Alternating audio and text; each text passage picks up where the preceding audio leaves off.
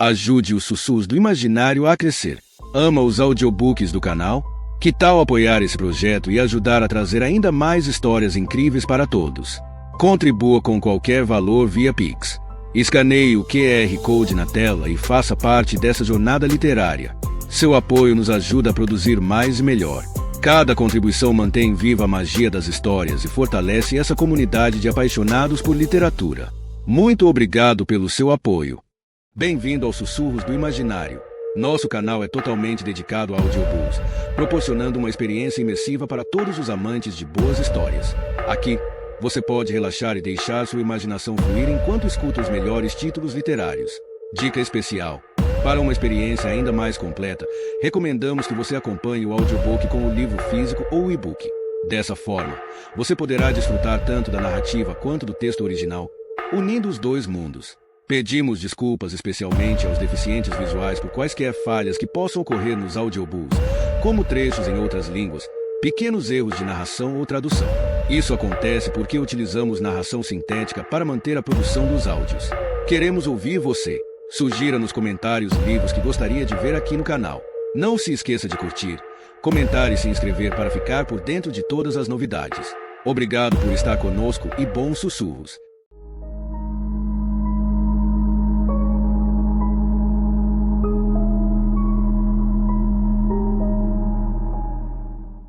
Capítulo 17. Maura observou através da janela de visionamento enquanto Yoshima, vestindo um avental de chumbo, posicionava o colimador sobre o abdômen.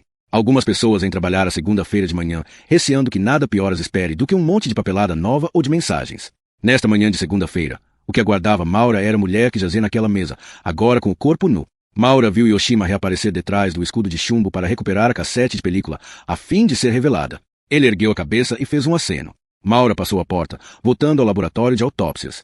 Na noite em que se tinha acocorado, estremecendo, no jardim de Anthony Sansone, só vira este corpo à luz dos feixes das lanternas. Agora, a detetive Ivy Kassovitz jazia completamente nua para ser vista, com luzes fortes afastando qualquer sombra. O sangue tinha sido lavado do seu corpo, revelando ferimentos em bruto, cor de rosa. Uma laceração no scalp, uma facada no peito, por baixo do externo. E os olhos sem pálpebras, as córneas agora enevoadas por terem ficado expostas. Era para isso que Maura não conseguia deixar de olhar, esses olhos mutilados. O som sibilante da porta anunciou a chegada de Jane. Ainda não começou? Perguntou Jane. Não. Vem mais alguém? Hoje sou só eu. Jane parou a meio de atar a sua roupa, com o olhar subitamente fixado na mesa, na cara da sua colega morta. Eu devia a ter apoiado, disse em voz baixa. Quando aqueles idiotas da unidade começaram com as piadas estúpidas, devia lhes ter posto cobro imediatamente. São eles que se deviam sentir culpados, Jane. Não tu. Mas eu própria tinha estado lá. Sei o que se sente. Jane continuava de olhos postos nas córneas à vista. Eles não vão ser capazes de embelezar estes olhos para o funeral. Terá de ser em caixão fechado. O olho de Horus, disse Jane em voz baixa. O quê? Aquele desenho na porta do Sansone. É um símbolo antigo, remontando aos egípcios. É chamado Urad, o olho que tudo vê. Quem é que contou isso? Um dos convidados do jantar do Sansone. Olhou para Maura. Aquelas pessoas, Sansone e os seus amigos, são estranhas. Quanto mais sei sobre eles, mais me arrepiam. Especialmente ele. Yoshima saiu da sala de revelação, trazendo um maço de películas acabadas de revelar. Elas produziram um som musical quando prendeu no negatoscópio. Maura pegou na régua e mediu a laceração no scalp, lançando as suas dimensões numa prancheta. Ele telefonou-me naquela noite, sabes, disse ela, sem erguer os olhos, para ter certeza de que eu tinha chegado bem a casa. O Sansone. Maura ergueu os olhos. Achas que ele é suspeito? Pensa nisto, depois de ter encontrado o corpo. Sabe o que fez o Sansone? Antes mesmo de chamar a polícia. Foi buscar a máquina e tirou umas fotos. Mandou o mordomo entregá-las aos seus amigos na manhã seguinte. Diga-me se isso não é estranho.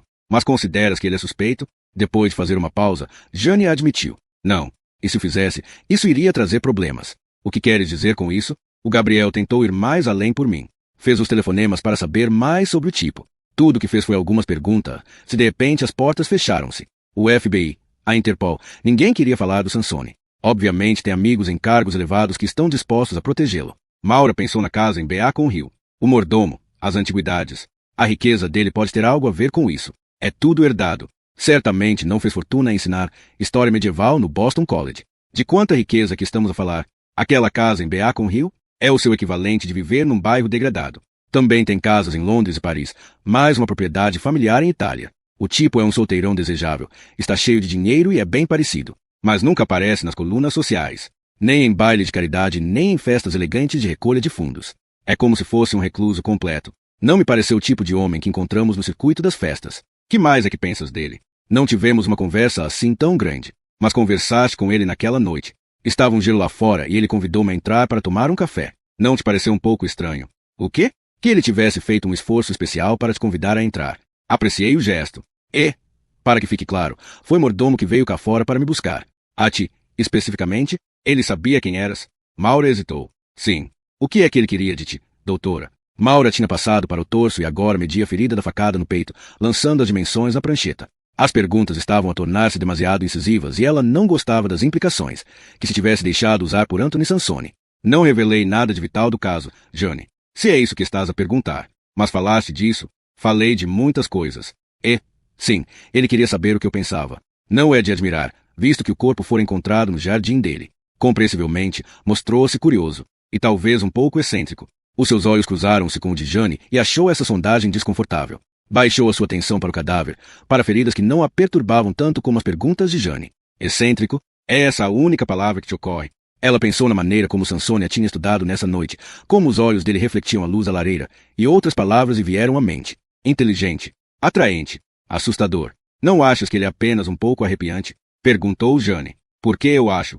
Por quê? Viste a casa dele. É como entrar num outro tempo. E não chegaste a ver as outras salas, com todos aqueles retratos a olhar para nós das paredes. É como entrar no castelo do Drácula. Ele é professor de história. Foi. Já não ensina. São provavelmente coisas herdadas e sem preço. Manifestamente, ele aprecia o seu legado familiar. Ah, pois, o legado familiar. Foi nisso que ele teve sorte. É quarta geração de curador de fundos. E apesar disso fez uma carreira acadêmica de sucesso. Tens de lhe dar algum crédito por isso. Não se tornou um playboy ocioso. Aqui está a reviravolta interessante. O fundo fiduciário da família foi criado em 1905, pelo bisavô dele. Adivinha qual é o nome desse fundo? Não faço ideia. É chamado Fundação Mephisto. Maura ergueu os olhos para ela, espantada. Mephisto? Murmurou. Temos de nos perguntar, disse Jane, com um nome como esse, de que tipo de legado familiar é que estamos a falar. Yoshima perguntou. O que significa esse nome? Mephisto? Fiz umas consultas, disse Jane. É a abreviatura de Mefistófeles.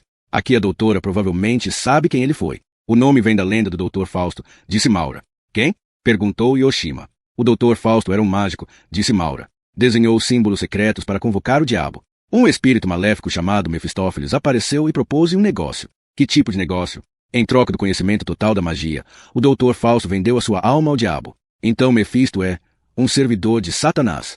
Uma voz falou subitamente pelo intercomunicador. Doutora Isis, disse a secretária de Maura, Louise. Tem uma chamada do exterior, na linha 1. É um Mr. Sansone. Quer atender ou fico com a mensagem? Falai no diabo. Maura cruzou o olhar com Jane e viu-a fazer um rápido sinal de concordância. Eu atendo a chamada, disse Maura, descalçando as luvas. Dirigiu-se ao telefone de parede e pegou no auscultador. Mr. Sansone? Espero não estar a interromper o seu trabalho, disse ele. Ela olhou para o corpo na mesa. Ivy Kassovitz não se importa, pensou. Não há ninguém tão paciente como um morto. Podemos falar durante um minuto. Este sábado faço um jantar aqui em minha casa. Gostaria muito que se juntasse a nós. Maura fez uma pausa, perfeitamente consciente de que Jane estava a observá-la. Preciso de pensar nisso, disse ela. Tenho a certeza de que está a perguntar-se de que é que se trata. Realmente estou. Prometo não atormentar com perguntas sobre a investigação. De qualquer modo não posso falar disso. Sabe que é assim. Entendido. Não é por isso que estou a convidá-la. Então por que é? Uma pergunta grosseira, deselegante, mas tinha de a fazer. Partilhamos interesses comuns. Preocupações comuns. Não tenho a certeza de entender o que quer dizer. Junte-se a nós no sábado, por volta das 7 da tarde. Podemos falar disso então. Deixe-me primeiro ver a minha agenda. Depois digo-lhe alguma coisa. Desligou. O que é que ele queria? Perguntou Jane. Só me queria convidar para jantar. Ele quer qualquer coisa de ti. Diz que não. Maura foi ao armário buscar um novo par de luvas. Embora suas mãos estivessem firmes quando as calçou, sentia a cara corada, o seu pulso a palpitar na ponta dos dedos. Acreditas nisso? Claro que não. É por isso que não vou. Jane disse calmamente. Talvez devesses ir. Maura virou-se para encarar. Não podes estar a falar a sério. Eu gostaria de saber mais coisas sobre a Fundação Mephisto. Quem são? O que fazem nas suas reuniões secretas? Posso não ser capaz de obter a informação de outra maneira. Então queres que eu faça isso por ti? Só estou a dizer que não creio que seja necessariamente má ideia se fores. Desde que tenhas cuidado. Maura dirigiu-se à mesa. Baixando os olhos para Ivy Kassovitz, pensou. Esta mulher era polícia e estava armada. No entanto, mesmo ela não foi suficientemente cuidadosa. Maura pegou no bisturi e começou a cortar. A sua lâmina traçou um Y no busto, duas incisões feitas desde os ombros que se encontravam mais abaixo do que era habitual, por baixo do externo, para preservar a ferida da facada. Mesmo antes de as costelas serem cortadas, antes de o peito ser aberto, ela sabia o que iria encontrar dentro do tórax. Podia vê-lo nas películas do peito agora penduradas no negatoscópio. O contorno globular do coração, mais largo que devia ser numa mulher nova e saudável. Levantando a proteção do externo das costelas, espreitou para o interior do tórax e deslizou a sua mão por baixo do saco inchado que continha o coração. Parecia um saco cheio de sangue. Tamponamento pericárdico, disse ela e olhou para Jane. Ela sangrou para dentro do saco que envolve o coração. Visto ser um espaço confinado, o saco fica tão esticado que o coração não pode bombear. Ou a facada em si mesma pode ter causado uma arritmia fatal. Seja como for, esta foi uma matança rápida e eficaz. Mas ele tinha de saber para onde devia apontar a lâmina. Sabia o que estava a fazer. Ou teve sorte. Apontou para a ferida. Podes ver que a lâmina entrou mesmo abaixo do processo tifoide. Qualquer ponto acima disso, o coração está bastante bem protegido pelo externo e pelas costelas. Mas se entrares aqui, onde esta ferida está localizada, e apontares a lâmina no ângulo certo, atinge-se o coração? Não é difícil. Eu fiz isso como interna, no meu turno do serviço de urgências. Com uma agulha, claro. Num morto, espero. Não, ela estava viva. Mas não conseguíamos ouvir o bater do coração. A pressão sanguínea estava a cair e a radiografia do tórax mostrava um coração globular. Tinha de fazer alguma coisa. Então esfaqueaste-a com uma agulha cardíaca. Removi sangue suficiente do saco para manter viva até estar pronta para a cirurgia. É como naquele romance de espionagem, Eye of the Needle, disse Yoshima. O assassino esfaqueia suas vítimas diretamente no coração e elas morrem tão depressa que mal sai sangue. Isso faz uma matança bastante limpa. Obrigado por essa útil indicação, disse Jane. Na verdade, o Yoshima levanta uma boa questão, disse Maura. O nosso criminoso escolheu um método rápido para matar a Ivy Kassovitz. Mas com a Lori intacta demorou tempo a remover a mão, o braço, a cabeça, e depois desenhou os símbolos. Com esta vítima, não perdeu uma data de tempo, o que me faz pensar que a Ivy foi assassinada por uma razão mais prática. Talvez ela tivesse surpreendido e ele tivesse simplesmente se livrar dela, imediatamente. Por isso fê-lo da maneira mais rápida que podia. Uma pancada na cabeça, e depois uma facada rápida no coração. Ele levou tempo a desenhar aqueles símbolos na porta. Como é que sabemos que não os desenhou antes? Para acompanhar a trouxa que deixou na soleira da porta, quer dizer a mão. Maura concordou. A sua oferta. A sua lâmina tinha voltado a trabalhar, cortando, amputando. Retirou os pulmões, que deixou cair numa bacia de aço, onde formaram uma massa esponjosa. Um olhar pela superfície rosada, alguns cortes em cada um dos lóbulos, disseram-lhe que tinham sido os pulmões saudáveis de uma não fumadora, designados para servirem bem à sua proprietária até uma idade avançada. Maura passou para o peritoneu, metendo as mãos enluvadas no abdômen para fazer excisão do estômago, pâncreas e fígado. O ventre de Ivy Kassovitz tinha sido invejavelmente liso, a recompensa, sem dúvida, de muitas horas passadas no ginásio. Quão facilmente todo esse esforço era reduzido por um bisturi a músculos incisos e pele aberta. A bacia foi se enchendo lentamente com órgãos, espirais no intestino delgado brilhando como enguias enroladas, fígado e baço depositados num monte sangrento. Tudo saudável, tão saudável. Ela cortou o reto peritônio, removendo rins macios como veludo, cortou pedaços minúsculos, que enfiou num vaso de amostras. Eles mergulharam em formalina, arrastando remoinhos de sangue. Endireitando-se, Maura olhou para o Yoshima. Podes pôr agora as radiografias do crânio? Vamos ver o que temos. Ele puxou para baixo as radiografias do torso e começou a montar uma nova série, que ela ainda não tinha examinado. Imagens da cabeça brilhavam agora no negatoscópio. Ela concentrou-se na tábua de osso mesmo por baixo da laceração no couro cabeludo, examinando o contorno do crânio em busca de alguma linha de fratura ou depressão reveladoras que não tivesse conseguido detectar pelo tacto, mas não viu nenhuma. Mesmo sem uma fratura, a pancada podia ter sido suficiente para atordoar a vítima, submetendo-a, derrubando-a tempo suficiente para o assassino lhe abrir o blusão e levantar-lhe a camisola, para enfiar a lâmina no seu coração. De início, foi o crânio que concentrou a atenção de Maura. Depois passou para uma visão lateral e concentrou-se no pescoço, detendo seu olhar no osso hioide. Atrás dele estava uma opacidade em forma de cone, diferente de qualquer coisa que tivesse visto antes. Franzindo o sobrolho, aproximou-se mais do negatoscópio e ficou a olhar para essa anomalia. Na visão frontal, estava quase escondida ante a maior densidade das vértebras cervicais. Mas na visão lateral era claramente visível e não fazia parte da estrutura do esqueleto. Que raio de coisa é esta? Murmurou. Jane colocou-se ao lado dela. Para onde que estás a olhar? Para esta coisa aqui. Não é osso. Não é uma parte normal do pescoço. Será qualquer coisa na garganta dela. Maura virou-se e regressou à mesa e disse a Yoshima. Podes ir me buscar o laringoscópio? De pé, à cabeceira da mesa, Maura inclinou o queixo para cima. Ela tinha usado pela primeira vez um laringoscópio quando era estudante do 4º ano de medicina, ao tentar inserir uma sonda endotraqueal num homem que não conseguia respirar. As circunstâncias eram desesperadas, com o paciente em paragem cardíaca. O seu supervisor concedeu a Maura apenas uma tentativa de intubação. Tens 10 segundos, disse ele, e, se não conseguires, então faço eu. Ela tinha colocado o laringoscópio espreitado para a garganta, procurando as cordas vocais, mas só conseguiu ver a língua e a mucosa. Enquanto passavam os segundos, enquanto uma enfermeira pressionava o tórax e a equipa de emergência observava, Maura lutava com o instrumento, sabendo que em cada segundo que o paciente estava privado de oxigênio, mais células cerebrais podiam morrer. O interno, finalmente, tirou-lhe o instrumento das mãos e empurrou-a com o cotovelo para fazer ele próprio esse trabalho. Tinha sido uma demonstração humilhante da sua incompetência. Os mortos não requeriam uma intervenção tão acelerada. Agora, ao mesmo tempo que fazia deslizar a lâmina do laringoscópio para dentro da boca, não havia nenhum supervisor de coração aos pulos, nenhuma equipa de emergência a olhar para ela, nenhuma vida em perigo. Ivy Kassovitz era um sujeito paciente enquanto Maura inclinava a lâmina, levantando a língua para afastar. Debruçou-se e espretou para dentro da garganta. O pescoço era comprido e esguio e na sua primeira tentativa Maura localizou facilmente as cordas vocais, como faixas rosapálidas flanqueando a entrada do ar. Preso entre elas estava um objeto que cintilou para ela. Fórceps, disse ela, estendendo a mão. Yoshima colocou o instrumento na palma da sua mão. Estás a vê-lo? Estou. Maura agarrou o objeto e retirou-o suavemente da garganta. Deixou cair numa bandeja de amostra, e ele fez barulho ao bater no aço inoxidável. Isso é o que eu penso, disse Jane. Maura virou o espécime e ele cintilou como uma pérola sob as luzes brilhantes. Uma coxa.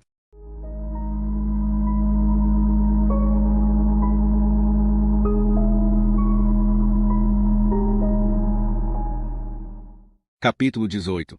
A luz da tarde tinha escurecido até ficar um cinzento sombrio, na altura em que Jane guiou para o campus da Universidade de Harvard e estacionou seu carro atrás do Conan Hall. O parque estava quase vazio e quando ela saiu do carro, para enfrentar um vento glacial, olhou de relance para os velhos edifícios de tijolo que pareciam desertos, para finos tufos de neve redemoinhando no pavimento gelado e percebeu que, quando tivesse terminado o que a trouxera aqui, já estaria escuro.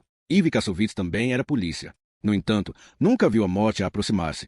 Jane abotoou a gola do seu casaco e começou a andar para os edifícios do museu da universidade. Dentro de poucos dias, quando os estudantes regressassem das férias de inverno, o campus voltaria novamente à vida. Mas neste fim de tarde frio, Jane caminhou sozinha, semicerrando os olhos contra o vento cortante. Chegou à entrada lateral para o museu e encontrou a porta fechada. Não era de admirar.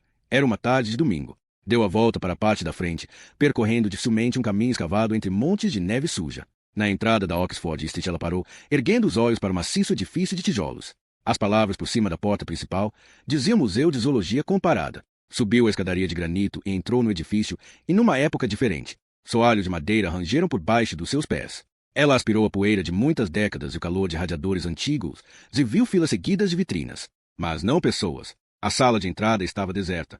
Penetrou mais fundo no edifício, passando por caixas de vidro para guardar espécimes, parou para ver uma coleção de insectos emoldurados, presos com alfinetes. Viu monstruosos escaravelhos pretos com pinças prontas para arrancar pele tenha e baratas aladas, de carapaças brilhantes.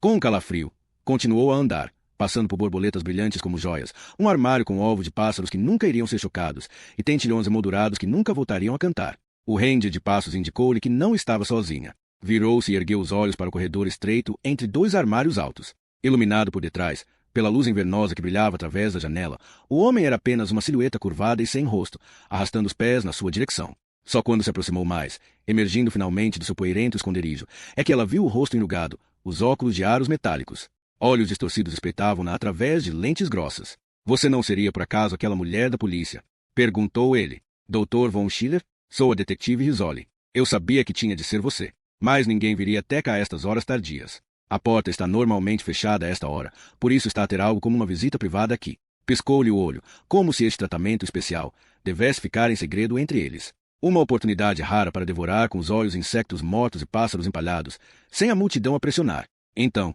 trouxe aquilo? Perguntou ele. Tenho mesmo aqui. Tirou o saco de provas do bolso e os olhos dele iluminaram-se ao ver o conteúdo, visível através do plástico transparente. Venha, entre, então. Vamos subir para o meu gabinete onde posso ter uma boa visão dele através do meu ampliador. Os meus olhos já não são o que eram.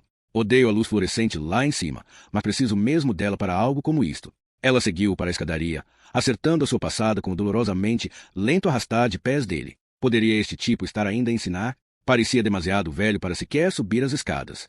Mas Von Schiller fora o nome que lhe tinham recomendado quando ligou para o departamento de zoologia comparada, e era inegável o brilho de excitação nos olhos dele quando localizou o que ela trouxera no seu bolso. Não conseguia esperar para pôr as suas mãos nisso. Sabe alguma coisa sobre conchas, detetive? Perguntou Von Schiller, enquanto subia lentamente a escada, com a sua mão nodosa a agarrar o corrimão cinzelado. Só o que aprendi por comer amêijoas. Quer dizer que nunca as colecionou? Olhou de relance para trás. Sabia que o Robert Louis Stevenson uma vez disse que é talvez um destino mais afortunado ter gosto por colecionar conchas e ter nascido milionário. Ele disse mesmo isso. Acho que preferia ser milionária. É uma paixão que eu tenho desde criança. Os meus pais levavam-nos todos os anos para a costa de Amalfi. O meu quarto estava cheio com tantas caixas de conchas que eu mal conseguia mexer-me lá dentro. Ainda as tenho todas, sabe? Incluindo um encantador espécime de Eptonium celesti. Bastante raro. Comprei-o quando tinha 12 anos e paguei um preço bastante alto por ele. Mas sempre pensei que gastar dinheiro em conchas é um investimento. A mais refinada arte da mãe natureza. Passou os olhos pelas fotos que lhe enviei por e-mail. Ah, sim. Reencaminhei a foto para Stefano Ruffini, um velho amigo meu, consultor de uma companhia chamada Mad Shells. Eles localizam espécimes raros em todo o mundo e vendem-nos a colecionadores ricos. Ele e eu estamos de acordo quanto às prováveis origens da sua concha. Então, o que é esta concha? Von Schiller virou a cabeça para ela e sorriu-lhe. Acha que eu lhe dava uma resposta definitiva sem a examinar? Parece saber já o que é. Diminuiu o número de possibilidades, é só o que lhe posso dizer. Continuou a subir os degraus. A sua classe é gastropoda, disse ele. Subiu outro degrau. Ordem, caenogastropoda. Outro degrau, outra frase. Superfamília, Buccinacea. Desculpe, o que é que significa isso tudo? Significa que a sua conchinha é, primeiro que tudo, um gastrópode, o que quer dizer pé-estômago. É a mesma classe geral de moluscos como o caracol ou a lapa. São univalves, com um pé muscular. É esse o nome desta concha? Não, é apenas da classe filogenética.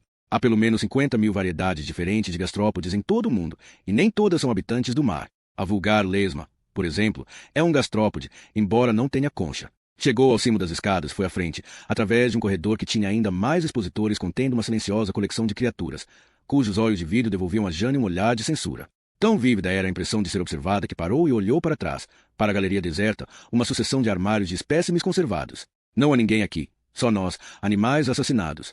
Jane virou-se para seguir Von Schiller. Tinha desaparecido. Por momentos ficou sozinha na ampla galeria, ouvindo apenas o bater forte de seu próprio coração, sentindo os olhares hostis dessas inúmeras criaturas presas atrás de vidros. Dr. Von Schiller chamou e a sua voz pareceu ecoar pelos sucessivos corredores. A cabeça dele emergiu atrás de um armário. Bom, vem ou não? Perguntou. O meu gabinete é mesmo aqui. Gabinete era uma palavra demasiado grande para o espaço que ele ocupava. Uma porta com uma placa, Dr. Von Schiller, professor jubilado, conduzia um recanto pouco maior do que um armário para guardar vassouras. Atafulhados lá dentro estava uma mesa, 2 cadeiras e pouco mais. Ele carregou no interruptor da parede e piscou os olhos com o brilho chocante da luz fluorescente. Vamos então ver isso, disse ele e agarrou avidamente no saco fechado que ela lhe estendeu. Diz que encontrou isso no local de crime? Ela hesitou e depois disse apenas que sim. Enfiado na garganta de uma mulher morta, foi o que ela não disse. Por que é que pensa que é significativo? Estou à espera que me possa dizer. Posso mexer-lhe? Se for mesmo necessário.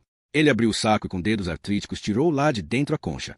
Ah, sim, murmurou, enquanto se encolhia atrás da secretária e se instalava numa cadeira que rangia. Ligou um candeeiro recurvado e puxou de uma lupa e de uma régua. Sim, era o que eu pensava. Parece ter cerca de, 21 milímetros de comprimento. Não é um espécime especialmente belo. Estes estriamentos não são nada bonitos, tem algumas lascas aqui. Está a ver? Podia ser uma velha concha que tem andado às voltas na caixa de algum colecionador amador. Olhou para cima, com os seus olhos azuis lacrimosos atrás dos óculos. Pesania maculosa. É o nome dela? É. Tem a certeza? Ele pousou a lupa com força e levantou-se. Não confia em mim? Replicou. Então venha daí. Não estou a dizer que não confio. Claro que é isso que está a dizer. Von Schiller saiu rapidamente do seu gabinete, movendo-se com uma velocidade que ela nunca imaginara que fosse capaz. Zangado e com pressa de se defender, arrastou os pés por uma sucessão de galerias, conduzindo Jane para o interior de um soturno labirinto de armários de espécimes, passando pelos olhares fixos de incontáveis olhos mortos por uma fila de mostradores enfiados no recanto mais remoto do edifício. Manifestamente, esta não era uma seção do museu muito visitada. Rótulos escritos à máquina estavam amarelecidos com o tempo e o pó cobria os vidros dos armários. Von Schiller encolheu-se num corredor estreito entre armários, abriu uma gaveta e tirou uma caixa de espécimes. Veja, disse ele, abrindo a caixa. Tirou um punhado de conchas e colocou-as, uma a uma, em cima de um mostrador de vidro. Pesania maculosa. E aqui está outra, e mais outra. E aqui está a sua. Olhou para ela com a indignação de um acadêmico insultado. Então, Jane passou os olhos pela série de conchas, todas elas com as mesmas curvas graciosas, os mesmos estriamentos em espiral. Parecem iguais. Claro que parecem. São a mesma espécie. Eu sei do que estou a falar. Esta é a minha área, detetive. E que área realmente tão útil? Pensou ela, ao mesmo tempo que puxava do seu bloco de notas. Diga-me lá outra vez o nome da espécie. Espere, dê cá isso. Arrancou-lhe das mãos o bloco de notas e ela ficou a vê-lo escrever o nome, de sobrolho carregado. Este não era um velhinho simpático. Não era de admirar que o tivessem escondido num armário de vassouras. Ele devolveu-lhe o bloco de notas. Aí tem, escrito como deve ser. Então o que é que isto significa? É o nome dela. Não.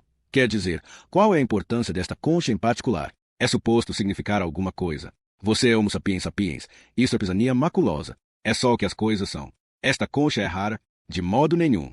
Pode comprá-las facilmente pela internet, de um número indeterminado de vendedores, o que tornava a concha pouco menos do que inútil como maneira de seguir um assassino. Com um suspiro, Jane guardou o bloco de notas. São bastante comuns no Mediterrâneo, disse ele. Ela olhou para ele. No Mediterrâneo? E nos Açores? Desculpe, não sei bem onde são os Açores. Ele lançou-lhe um olhar zangado de quem não queria acreditar. Depois fez o sinal para um dos mostradores, onde dezenas de conchas estavam expostas, juntamente com um mapa desbotado do Mediterrâneo. Veja, disse ele, apontando. São estas ilhas aqui, a oeste da Espanha. A pisania maculosa estende-se por toda esta zona, desde os Açores até ao Mediterrâneo. E em mais nenhum lugar? Nas Américas? Acabei de dizer qual é a zona delas. Aquelas conchas que eu tirei para lhe mostrar foram todas recolhidas em Itália. Ela ficou calada um instante, com os olhos ainda postos no mostrador. Não conseguia lembrar-se da última vez que tinha estudado o mapa do Mediterrâneo. O seu mundo, afinal de contas, era Boston. Atravessar a fronteira do estado era o equivalente a uma viagem ao estrangeiro. Por que uma concha? Por que esta concha em especial? O seu olhar então concentrou-se na extremidade oriental do Mediterrâneo, na ilha de Chipre. Ocre vermelho. Conchas. O que é que o assassino estava a tentar dizer-nos? Ah, disse von Schiller. Não sabia que havia mais alguém aqui. Jane não tinha ouvido passos, mesmo nesse soalho de madeira que rangia. Virou-se e viu um jovem aproximar-se atrás dela. Muito provavelmente um estudante de pós-graduação, a avaliar pela sua camisa enrugada e pelas calças de ganga. Parecia realmente um erudito, com óculos de pesada armação preta, o seu rosto exausto mostrando uma palidez de inverno. Ficou ali tão silencioso que Jane se perguntou se o homem podia falar. Então as palavras saíram, num gaguejar tão atormentado que era penoso de ouvir. Pepe professor, von Schiller. Está na hora de FF fechar. Estamos mesmo a acabar. Malcolm. Eu queria mostrar a detetive Rizzoli alguns exemplares da pisania. Von Schiller voltou a meter as conchas na caixa. Eu fecho tudo. Mas é meu. Eu sei.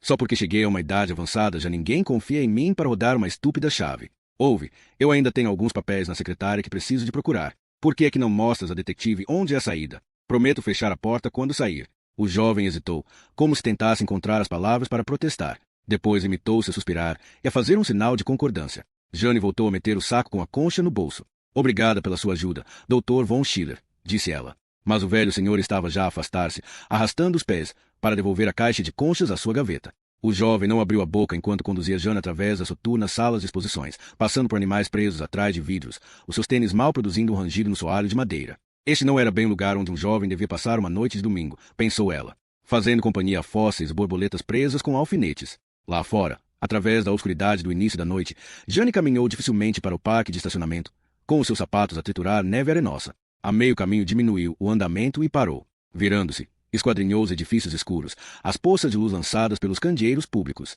Ninguém, nada se mexia. Na noite em que morreu, será que Ive Kassovitz viu seu assassino aproximar-se? Apressou o passo, com a chave já na mão, e dirigiu-se ao carro, que estava agora sozinho no estacionamento. Só depois de ter entrado e trancado a porta é que baixou a guarda. Este caso está a deixar-me de cabeça perdida, pensou. Nem sequer consigo atravessar um parque de estacionamento sem sentir que o diabo está atrás de mim. E a aproximar-se.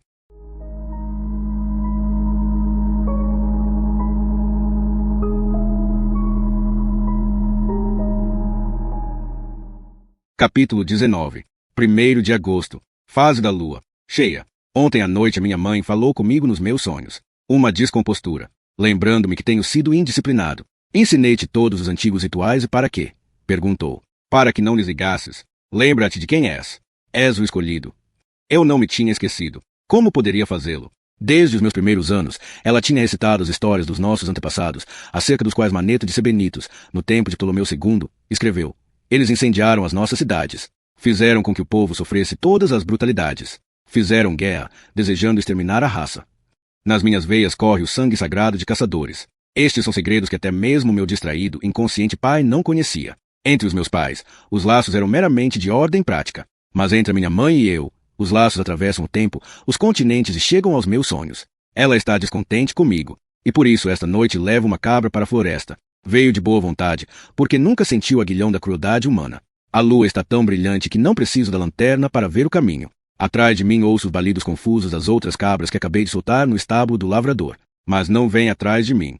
Os seus chamamentos diminuem quando me interno mais profundamente na floresta, e agora tudo o que ouço é o som dos meus passos e dos cascos da cabra no chão da floresta. Depois de termos caminhado até bastante longe, ato a cabra a uma árvore. O animal pressente o que vai acontecer e solta um balido ansioso enquanto tiro as minhas roupas, despindo-me até ficar nu. Ajoelho no musgo. A noite está fria, mas os meus tremores são de expectativa. Ergo a faca e as palavras rituais fluem dos meus lábios tão facilmente como sempre a fizeram antes. Louvado seja o nosso Senhor Sete, o Deus dos meus antepassados, o Deus da morte e da destruição. Ao longo de incontáveis milênios, ele tem guiado as nossas mãos, levando-nos o levante para as terras da Fenícia e de Roma, a todos os cantos da terra. Estamos em todo lado. O sangue esguicha num jorro quente.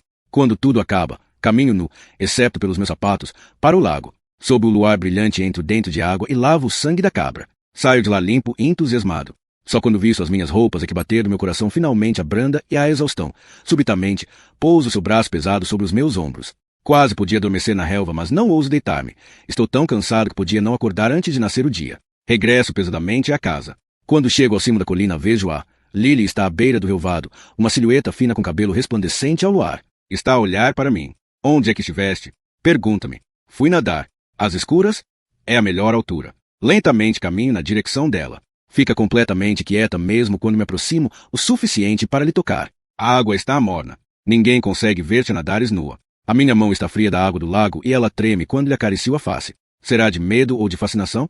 Não sei. O que eu sei é que ela tem estado a observar-me nestas últimas semanas, tal como eu tenho estado a observá-la, e algo está a acontecer entre nós. Dizem que o inferno atrai o inferno. Algures dentro dela, as trevas ouviram o meu apelo e estão a despertar para a vida. Aproximo-me ainda mais. Embora ela seja mais velha do que eu, sou mais alto e os meus braços deslizam facilmente à volta da sua cintura enquanto me inclino para ela. Enquanto os nossos lábios se encontram, a sua bofetada faz-me recuar, cambaleando. Não voltes a tocar-me, diz ela. Vira-se e encaminha-se para casa. A minha cara está ainda magoada. Demoro-me na escuridão, esperando que as marcas da sua bofetada desapareçam da minha face. Ela não faz ideia de quem eu sou realmente, de quem acabou de humilhar. Não faz ideia de quais serão as consequências. Não durmo nessa noite.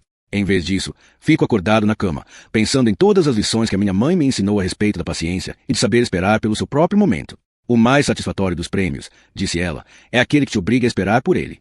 Quando o sol nasce na manhã seguinte, ainda estou na cama, pensando nas palavras da minha mãe. Pensando também naquela bofetada humilhante. Em todas as maneiras como Lily e as suas amigas me mostraram falta de respeito. Lá embaixo, a tia Amy está a fazer o pequeno almoço. Cheira-me a café acabado de fazer e a bacon encaracolado numa frigideira. E ouço-a chamar. Peter, viste a minha faca de carne?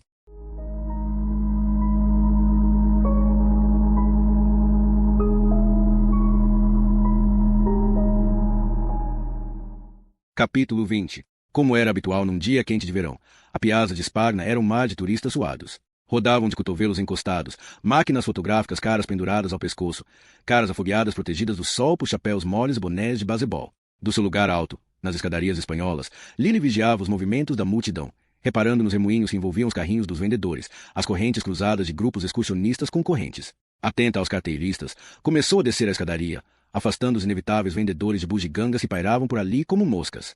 Reparou que diversos homens olhavam na sua direção, mas o interesse deles era meramente momentâneo. Uma olhadela, uma centelha de pensamento libidinoso, e depois os olhos deles pousavam na fêmea que passasse a seguir. Lily mal pensou neles enquanto descia para a piazza, abrindo passagem entre um casal que se beijava parado nos degraus, um jovem estudioso debruçado sobre um livro. Ela misturou-se com aquele amontoado de gente. No meio das multidões sentia-se a salvo, anônima e isolada. Claro que isso não passava de uma ilusão. Não havia nenhum lugar verdadeiramente seguro. Enquanto atravessava a piazza, andando aos zigue-zagues entre turistas que tiravam fotos, crianças que chupavam gelados, sabia que era muito fácil ser localizada. As multidões forneciam cobertura tanto à presa como ao predador. Alcançou o outro extremo da piazza e passou por uma loja que vendia sapatos e carteiras de marca que nunca conseguiria comprar, nem que juntasse dinheiro ao longo da sua vida. A seguir a ela encontrava-se um banco com uma caixa multibanco e 3 pessoas em fila à espera de a usarem. Lily juntou-se à fila. Quando chegou a sua vez, já tinha olhado bem para todos os que se encontravam por ali e não localizou ladrões prontos para atacarem de repente. Tinha chegado à altura de fazer um grande levantamento de dinheiro. Estava em Roma 4 semanas e ainda não tinha arranjado trabalho. Apesar do seu italiano fluente, nem um simples posto de venda de café, nem uma única loja de lembranças tinha trabalho para ela, e estava reduzida aos seus últimos 5 euros. Inseriu seu cartão, pediu 300 euros e esperou que as notas aparecessem. O seu cartão voltou a sair, juntamente com o recibo impresso. Mas não o dinheiro. Olhou para o recibo, com o seu estômago subitamente descaído. Não precisava de traduzir para entender o que estava ali impresso. Saldo insuficiente. Muito bem, pensou. Talvez tivesse pedido demasiado de uma vez. Acalma-te. Inseriu novamente o cartão, marcou o código e pediu 200 euros. Saldo insuficiente. Nessa altura, a mulher atrás dela na fila estava já a soltar suspiros de despacha-te. Pela terceira vez, Lily inseriu o cartão. Pediu 100 euros. Saldo insuficiente. Vai acabar isso em breve? Talvez hoje. Perguntou a mulher atrás dela. Lily virou-se e encarou-a. Bastou esse olhar, moldado em raiva, para que a mulher recuasse, alarmada. Lily empurrou-a e voltou para a piazza, andando às cegas, por uma vez não se importando se alguém a estava a observar. A seguir, quando chegou às escadarias espanholas, já não tinha força nas pernas. Deixou-se cair nos degraus e pousou a cabeça nas mãos. O seu dinheiro tinha desaparecido. Ela sabia que a sua conta estava a ficar baixa, que eventualmente se esgotaria, mas pensava que havia dinheiro suficiente, pelo menos, para mais um mês. Tinha dinheiro suficiente talvez para mais 2 refeições, só isso. Esta noite não haveria hotel nem cama. Mas, olhem lá, estes degraus eram suficientemente confortáveis e não podia ter uma vista melhor. Quando ficasse com fome, podia sempre mergulhar nos caixotes de lixo à procura de algum resto de sanduíche deixada por um turista. A quem é que estou a tentar enganar? Tenho de arranjar algum dinheiro. Levantou a cabeça, olhou em volta, pela piazza, e viu imensos homens sozinhos. Olá, rapazes, alguém quer pagar uma tarde com uma miúda quente e desesperada? Então viu 3 polícias a deambular pelas cercanias e chegou à conclusão que este não era um bom lugar para pescar clientes potenciais. Ser presa seria inconveniente, podia também revelar-se fatal. Abriu o feixe da sua mochila e remexeu febrilmente lá dentro. Talvez houvesse um maço de notas que tivesse esquecido ali, ou algumas moedas soltas a chocalhar no fundo. Pouca sorte, como se não ficasse de olho em cada cêntimo. Encontrou um rolo de pastilhas de mentol, uma esferográfica. Nenhum dinheiro, mas encontrou um cartão de vista, tendo impresso o nome Filippo Cavalli. Imediatamente se lembrou do rosto dele, o motorista do caminhão com olhar lúbrico. Se não tiveres lugar onde ficar, dissera, tenho um apartamento na cidade. Bem, sabes que mais? Não tenho lugar para ficar. Ficou ali sentada nos degraus, descuidadamente esfregando o cartão com os dedos, até ficar espremido e dobrado. Pensando em Filippo Cavalli e nos seus olhos maldosos, a cara com a barba por fazer. Seria assim tão horrível? Ela já tinha feito coisas piores. Bastante piores. E ainda estou a pagar por isso. Voltou a fechar o saco e olhou em volta, procurando um telefone. Olhos maldosos ou não, pensou, uma rapariga tem de comer. Ficou no corredor diante do apartamento 4G, endireitando nervosamente a sua blusa, alisando o cabelo. Então perguntou-se por que raio é que se devia sequer dar a esse trabalho, tendo em conta o desleixado desse homem na última vez que o vira. Senhor, pelo menos faz com que seu hálito não seja asqueroso, pensou. Podia lidar com homens gordos e homens feios. Podia simplesmente fechar os olhos e não olhar. Mas um homem com hálito fedorento. A porta abriu-se. Entra, disse Filippo. Assim que o viu, teve vontade de virar-se e fugir. Era exatamente como se lembrava. O seu queixo com os pelos espetados da barba por fazer, os seus olhos esfomeados que já lhe devoravam a cara. Nem sequer se tinha dado ao incômodo de vestir roupas melhores para receber. Tinha uma t-shirt sem mangas e calças largas. Por que é que havia de se incomodar a lavar-se? Certamente sabia o que a trouxera ali e não era o seu corpo esculpido ou a sua inteligência brilhante. Ela entrou no apartamento, onde os cheiros de alho e de fumo de cigarro disputavam a primazia. Tirando isso, não era um lugar demasiado horrível. Viu um sofá e uma cadeira, uma pilha de jornais, uma mesinha baixa. A janela da varanda dava para outro edifício de apartamentos. Através das paredes, podia ouvir o barulho da televisão de um vizinho. Um pouco de vinho, Carol? Perguntou ele. Carol. Quase se esquecera do nome que lhe tinha dado. Sim, por favor, respondeu. E, por acaso tem alguma coisa para comer? Comida? Claro. Ele sorriu, mas os seus olhos nunca deixaram de olhar lubricamente. Ele sabia que estas eram apenas as brincadeiras antes da transação. Trouxe-lhe pão, queijo e um pratinho de cogumelos marinados. Não era bem um banquete, era mais um lanche. Portanto, era isto que ela valia. O vinho era barato, picante e astringente, mas mesmo assim ela bebeu 2 copos enquanto comia. Era melhor estar bêbada do que sóbria para o que vinha a seguir. Ele sentou-se do outro lado da mesa, observando-a enquanto bebericava o seu próprio copo de vinho. Quantas mais mulheres teriam vindo a este apartamento, se tinham sentado a esta mesa da cozinha, preparando-se para o quarto? Certamente nenhuma delas veio de boa vontade. Tal como Lily, provavelmente precisavam de uma bebida ou de 2 ou 3 antes de se dedicarem ao assunto. Ele estendeu a mão por cima da mesa. Ela ficou muito quieta enquanto ele desabotoava os 2 botões de cima da blusa. Depois, recostou-se sorrindo com a visão do seu decote. Ela tentou ignorá-lo e deitou a mão a outro pedaço de pão. Depois esvaziou seu copo de vinho e voltou a enchê-lo. Ele levantou-se e deu a volta por detrás dela. Acabou de desabotoar a sua blusa e fê-la deslizar pelos seus ombros. Depois desapertou-lhe o sutiã. Ela enfiou um bocado de queijo na boca, mastigou e engoliu. Quase cuspiu quando as mãos dele se fecharam sobre os seus seios. Sentou-se rigidamente, de punhos fechados, reprimindo o instinto de se virar e lhe bater. Em vez disso, deixou que ele estendesse a mão e lhe abrisse o feixe das calças de ganga. A seguir deu-lhe um puxão e ela obedientemente pôs-se de pé, para que ele pudesse tirar o resto das roupas. Quando finalmente ficou nua na cozinha dele, ele recuou para apreciar a visão, com uma ereção evidente. Nem sequer se incomodou tirar as suas roupas, mas encostou à bancada da cozinha, abriu as suas calças e possuiu-a de pé. Possuiu-a tão vigorosamente que os armários abanaram e os talheres retiniram nas gavetas. Despacha-te. Acaba. Que raio. Mas ele estava apenas a começar. Virou-a, empurrou-a para ficar de joelhos e possuiu-a no chão de ladrilhos. Depois foi na sala de estar, diante da janela da varanda, como se quisesse que o mundo visse que ele, Filipo, podia foder uma mulher em qualquer posição, em qualquer sala. Ela fechou os olhos e concentrou-se nos sons do televisor da porta ao lado. Música de espetáculo de um jogo de baques surdos, com um anfitrião italiano excitável. Concentrou-se na TV porque não queria ouvir Filipo a arquejar e a grunhir enquanto batia o seu corpo contra ela. Enquanto atingia o auge, ele desmoronou-se em cima dela, um peso morto e flácido que ameaçava sufocá-la. Esgueirou-se debaixo dele e ficou deitada de costas, o seu corpo escorregadio com os suores deles misturados. Um instante depois, ele já estava a ressonar. Ela deixou ali, no chão da sala de estar e foi para a casa de banho tomar um duche. Passou uns bons 20 minutos debaixo de água, lavando todos os vestígios dele. Com o cabelo a escorrer, voltou à sala para se certificar de que ele estava ainda a dormir. Estava. Silenciosamente, introduziu-se no quarto dele e vasculhou as gavetas do seu armário. Por baixo de um monte de meias encontrou um maço de notas, pelo menos 600 euros. Ele não dará pela falta de 100, pensou, contando as notas. De qualquer modo, tinha-os ganho. Vestiu-se e estava mesmo a pegar na mochila quando ouviu os passos dele atrás de si. Vais-te embora tão cedo? Perguntou ele. Como é que podes ter ficado satisfeita só com uma? Ela virou-se lentamente para ele e forçou um sorriso. Só uma vez contigo, Filipo, é como 10 vezes com qualquer outro homem. Ele sorriu. É o que as mulheres me costumam dizer. Então estão todas a mentir. Fica, eu faço-te o jantar. Veio ter com ela e brincou com uma madeixa do seu cabelo. Fica e talvez... Ela pensou nisso 2 segundos. Embora esse pudesse ser um lugar onde passar a noite, exigia um preço demasiado elevado. Tenho de ir, disse ela, virando-se. Por favor, fica. Fez uma pausa e depois acrescentou, com um tom de desespero. Eu pago-te. Ela parou e olhou para ele. É isso, não é? Disse ele em voz baixa. O seu sorriso desvaneceu-se, a sua cara descaindo lentamente para uma máscara cansada. Já não era o amante impertigado, mas sim um homem de meia idade, triste, com uma grande barriga e sem mulher na sua vida. Antes, ela tinha pensado que os olhos dele pareciam maldosos. Agora esses olhos pareciam meramente cansados, vencidos. Eu sei que é verdade. Suspirou. Não vieste por minha causa. É dinheiro que queres. Pela primeira vez, não lhe custou olhar para ele. Também pela primeira vez, resolveu ser franca com ele. Sim, admitiu. Precisava de dinheiro. Estou falida e não consigo encontrar trabalho em Roma. Mas tu és americana. Podes sempre voltar para casa. Não posso. Por que é que não podes? Ela desviou os olhos. Por que não posso? De qualquer modo, não há lá nada para mim. Ele refletiu nas palavras dela durante um instante e chegou a uma conclusão razoável. A polícia anda à tua procura? Não. Não é a polícia. Então, de quem é que estás a fugir? Estou a fugir do diabo em pessoa. Foi o que ela pensou. Mas não podia dizer isso ou ele iria achar que estava louca. Respondeu simplesmente.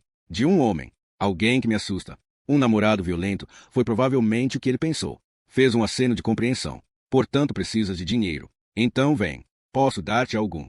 Virou-se e começou a andar para o quarto. Espera. Filipo, sentindo-se agora culpada, meteu a mão no bolso e tirou os 100 euros que tinha retirado da gaveta das meias.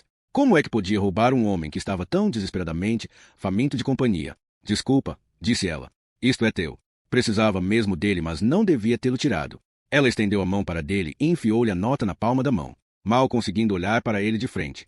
Eu hei de arranjar maneira de resolver as coisas por mim. Virou-se e saiu. Carol, é esse o teu nome verdadeiro? Ela parou com a mão na maçaneta da porta. É um nome tão bom como qualquer outro. Diz que precisas de um emprego. O que é que sabes fazer? Ela olhou para ele. Faço qualquer coisa. Sei limpar casas, servir a mesa, mas tenho de ser paga em dinheiro. O teu italiano é muito bom. Ele olhou de cima a baixo.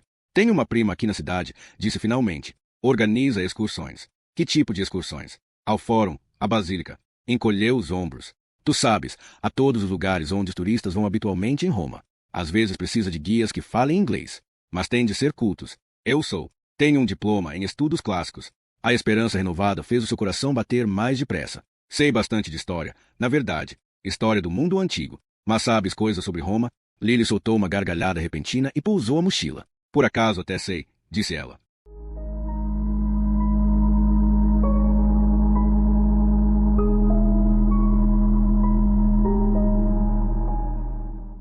Capítulo 21. Maura ficou parada no passeio coberto de gelo a olhar para a residência de Beacon Hill, onde as janelas estavam convidativamente iluminadas. A luz da lareira cintilava no salão da entrada, tal como na noite em que pela primeira vez passará aquela porta, atraída pelo bailado das chamas, pela promessa de uma chávena de café. Esta noite, o que a levava a subir os degraus era a curiosidade em relação a um homem que tanto o intrigava como, tinha de admitir, a assustava um pouco. Tocou a campainha e ouviu-a retinir lá dentro, ecoando em salas que tinha ainda de ver. Esperava que fosse o criado a responder a esse toque, e ficou admirada quando Anthony Sansone em pessoa abriu a porta. Não tinha certeza de que realmente viesse, disse ele enquanto ela entrava. Nem eu, admitiu ela. Os outros vão chegar mais tarde. Pensei que seria bom se nós os dois falássemos, primeiro, a sós.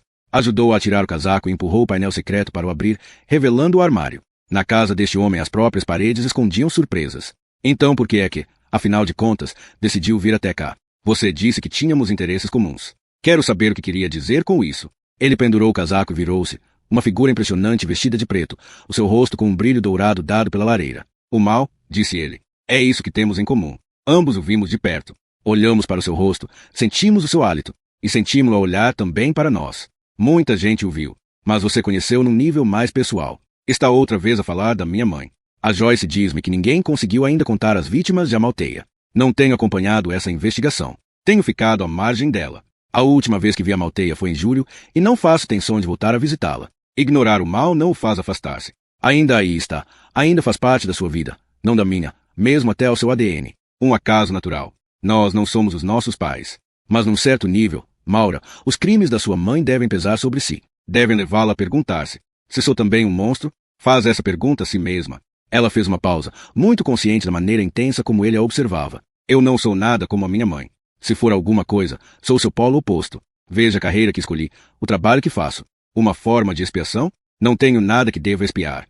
E, no entanto, escolheu trabalhar a favor das vítimas. E da justiça. Nem todos fazem essa escolha, ou fazem esse trabalho tão bem e tão intensamente como você. É por isso que a convidei esta noite. Abriu a porta que dava para a sala seguinte. É por essa razão que lhe quero mostrar uma coisa. Ela seguiu para uma sala de jantar revestida de painéis de madeira, onde uma grande mesa estava já posta para o jantar. 5 lugares, reparou, vendo os cálices de cristal e os pratos cintilantes debruados em azul cobalto e ouro. Aqui havia outra lareira, com chamas bailando no fogão, mas a sala abobadada, com os seus 4 metros de pé alto, encontrava-se no lado frio da casa e ela ficou contente por ter ficado com a sua camisola de cachemira vestida. Primeiro, um cálice de vinho? Perguntou ele, segurando uma garrafa de Cabernet. Sim. Obrigada. Ele deitou o vinho e estendeu-lhe o cálice, mas ela mal olhou de relance.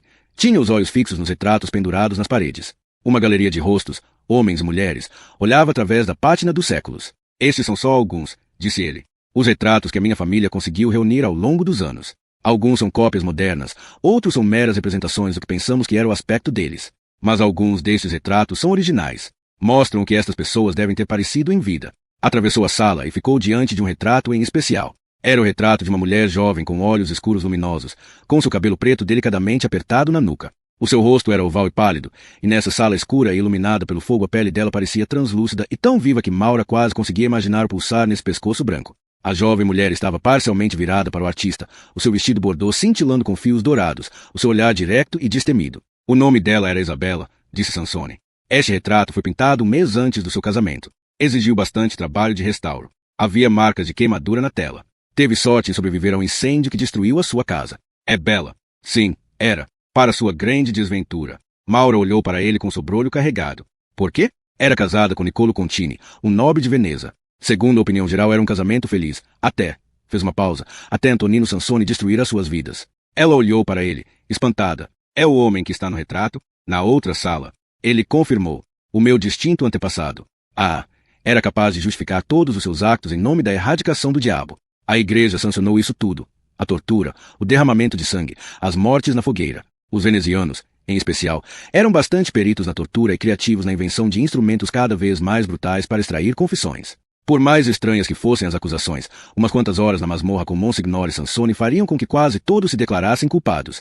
Quer a acusação fosse a de praticar feitiçaria, ou de lançar feitiços contra os vizinhos, ou de conluir com o diabo, confessar qualquer delas era a única maneira de fazer cessar a dor, de lhe ser concedida a misericórdia da morte, a qual, em si mesma, não era assim tão misericordiosa, visto que a maior parte deles eram queimados vivos. Ele passou os olhos pelos retratos em volta, as caras dos mortos. Todas estas pessoas que vê aqui sofreram as mãos dele. Homens, mulheres, crianças, não fazia distinções. Disse que ele acordava, todos os dias, ávido por cumprir a sua tarefa, e que se fortalecia animadamente com uma saudável refeição matinal de pão e carne. Depois envergava suas vestes salpicadas de sangue e ia trabalhar, exterminando hereges. Na rua lá fora, mesmo através dos espessos muros de pedra, os transeuntes conseguiam ouvir os gritos. O olhar de Maura circulou pela sala, interiorizando as caras dos condenados, e imaginou essas mesmas caras magoadas, se contorcendo-se com as dores. Quanto tempo teriam resistido? Quanto tempo se teriam agarrado à esperança de escaparem? Uma hipótese de sobrevivência. Antonino derrotou-os a todos, disse ele, excepto um. O seu olhar tinha voltado a pousar-se na mulher de olhos luminosos. Isabela sobreviveu? Ah, não. Ninguém sobrevivia às atenções dele. Tal como todos os outros, ela morreu. Mas nunca foi vencida. Recusou-se a confessar? Ou a submeter-se? Só tinha de implicar o seu marido, de renunciar a ele, acusando de bruxaria, e podia ter vivido. Porque o que Antonino realmente não queria a sua confissão. Queria a própria Isabela. A sua beleza foi a sua desventura. Era o que ele tinha querido dizer. 1 ano e 1 mês, disse ele. Foi o tempo que ela sobreviveu numa cela sem aquecimento, sem luz. Todos os dias tinha uma nova sessão com o seu torcionário. Olhou para Maura. Eu vi os instrumentos dessa época. Não consigo imaginar nenhuma versão do inferno que seja pior. E ele nunca a derrotou? Ela resistiu até ao fim. Mesmo quando lhe levaram o seu bebê recém-nascido. Mesmo quando lhe esmagaram as mãos, lhe arrancaram a pele das costas, lhe deslocaram as articulações. Cada uma dessas brutalidades era meticulosamente registrada nos diários pessoais de Antonino. Viu mesmo esses diários? Sim, vi. Têm sido passados de geração em geração na nossa família. Estão agora guardados num cofre, juntamente com outras desagradáveis heranças desse tempo. Que legado horrível! Era o que eu queria dizer quando lhe disse que tínhamos interesses comuns, preocupações comuns. Ambos herdamos sangue envenenado. O seu olhar estava novamente posto no rosto de Isabela, e de repente ela registrou algo que ele tinha dito há momentos. Eles levaram o seu bebê recém-nascido. Olhou para ele. Disse que ela teve um bebê na prisão. Sim, um filho. O que é que lhe aconteceu? Foi entregue aos cuidados de um convento local, onde foi educado. Mas ele era o filho de um herege. Por que é que deixaram viver? Por causa do pai dele. Ela olhou para ele, estupefacta com o entendimento das suas palavras. Antonino Sansone? Ele confirmou. O rapaz nasceu 11 meses depois de a mãe ter sido aprisionada. O filho de uma violação. Pensou. Então está a linhagem do Sansone. Remonta ao filho de uma mulher condenada. E de um monstro. Passou os olhos em volta pelos outros retratos.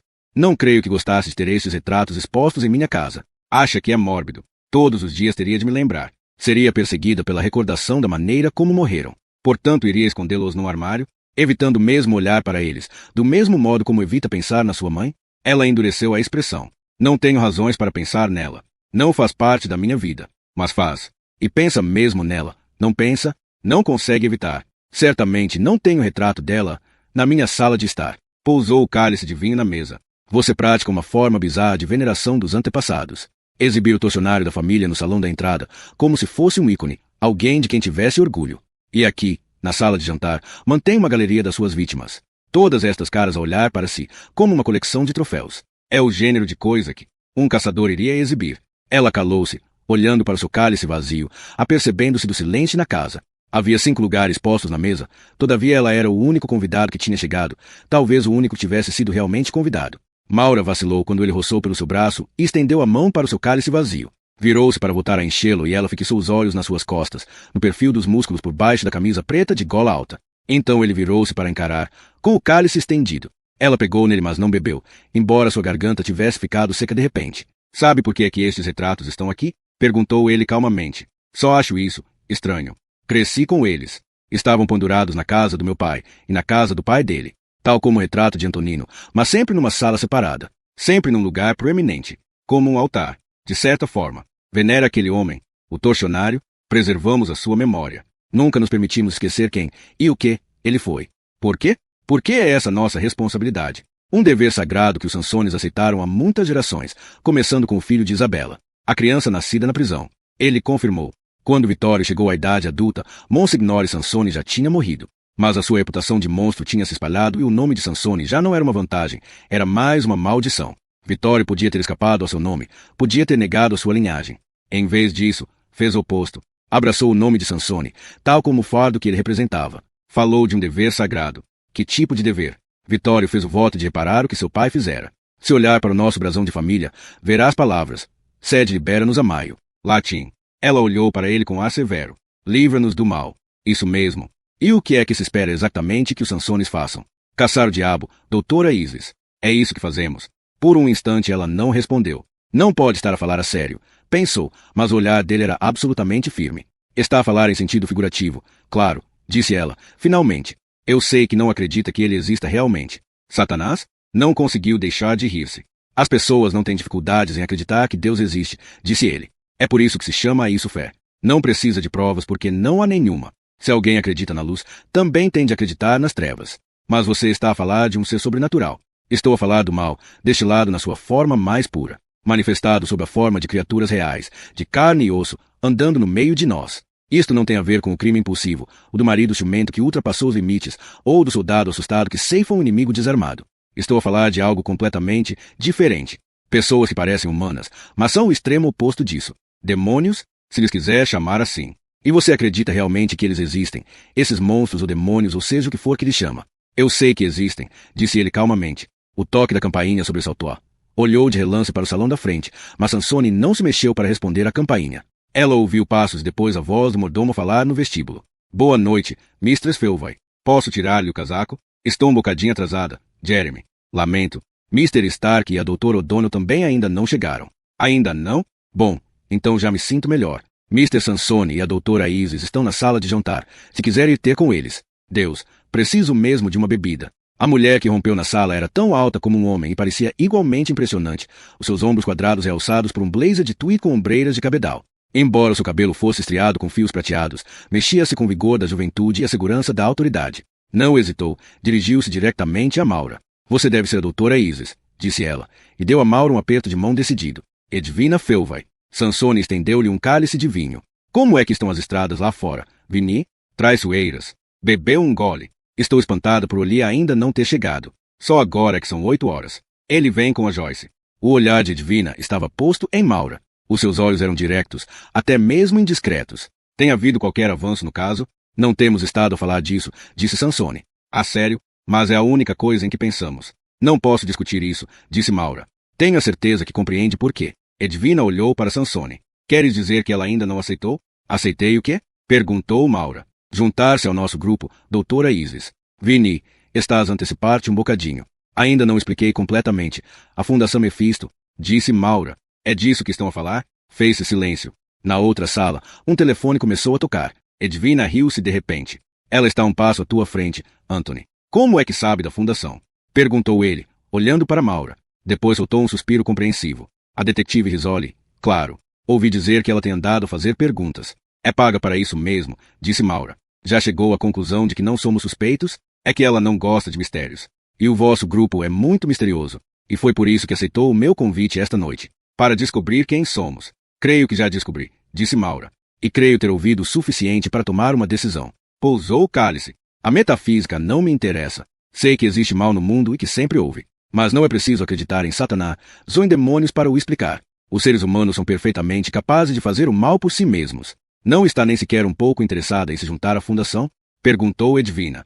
Não teria aqui lugar. E creio que devo sair agora. Virou-se e viu Jeremy parado à entrada da porta. Mr. Sansone? O criado segurava um telefone portátil. Mr. Stark acabou de ligar. Está bastante preocupado. Com quê? A Dra. O'Donnell devia ir buscá-lo, mas ainda não apareceu. Quando é que era suposto estar em casa dele? Há 45 minutos. Ele tem estado a ligar-lhe, mas ela não responde nem no telefone de casa, nem no telemóvel. Deixe-me tentar o número dela. Sansone pegou no telefone e marcou, tamborilando com os dedos na mesa enquanto esperava. Desligou. Ligou outra vez, com os seus dedos a bater mais depressa. Na sala ninguém falava. Estavam todos a observá-lo, a ouvir o ritmo acelerado dos seus dedos. Na noite em que Ivy Kassovitz morrera, estas pessoas tinham se sentado nesta mesma sala, sem se darem conta de que a morte estava mesmo ali fora, que tinha encontrado seu caminho para o jardim deles e deixará os seus estranhos símbolos na porta deles. Esta casa tinha sido marcada. Talvez as pessoas dentro dela estivessem também marcadas. Sansone desligou. Não devia chamar a polícia? Perguntou Maura. Oh, a Joyce pode simplesmente ter esquecido, disse Edwina. Parece um pouco prematuro pedir à polícia para vir a correr. Jeremy disse. Quer que vá até lá de carro e confirme se a Dra. O'Donnell está em casa? Sansone fixou o telefone por instantes. Não, disse por fim. Vou eu. Prefiro que fiques aqui, no caso de a Joyce telefonar. Maura seguiu até o salão da frente, onde ele tirou seu sobretudo do armário. Ela também vestiu o casaco. Por favor, fique diante, disse ele, estendendo a mão para as chaves do carro. Não é necessário ir a correr para casa. Não vou para casa, disse ela. Vou consigo.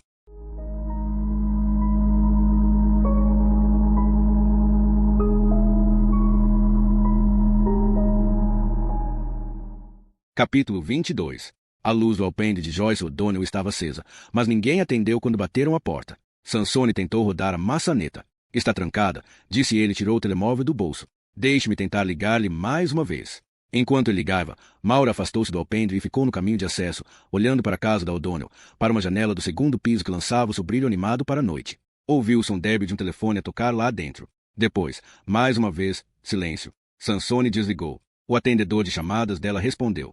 Acho que está na hora de chamar a Risoli. Ainda não. Tirou uma lanterna do bolso e dirigiu-se, através do caminho escavado, para o lado da casa. Onde é que vai? Ele continuou a andar para a entrada dos carros, com seu sobretudo preto a misturar-se com as sombras.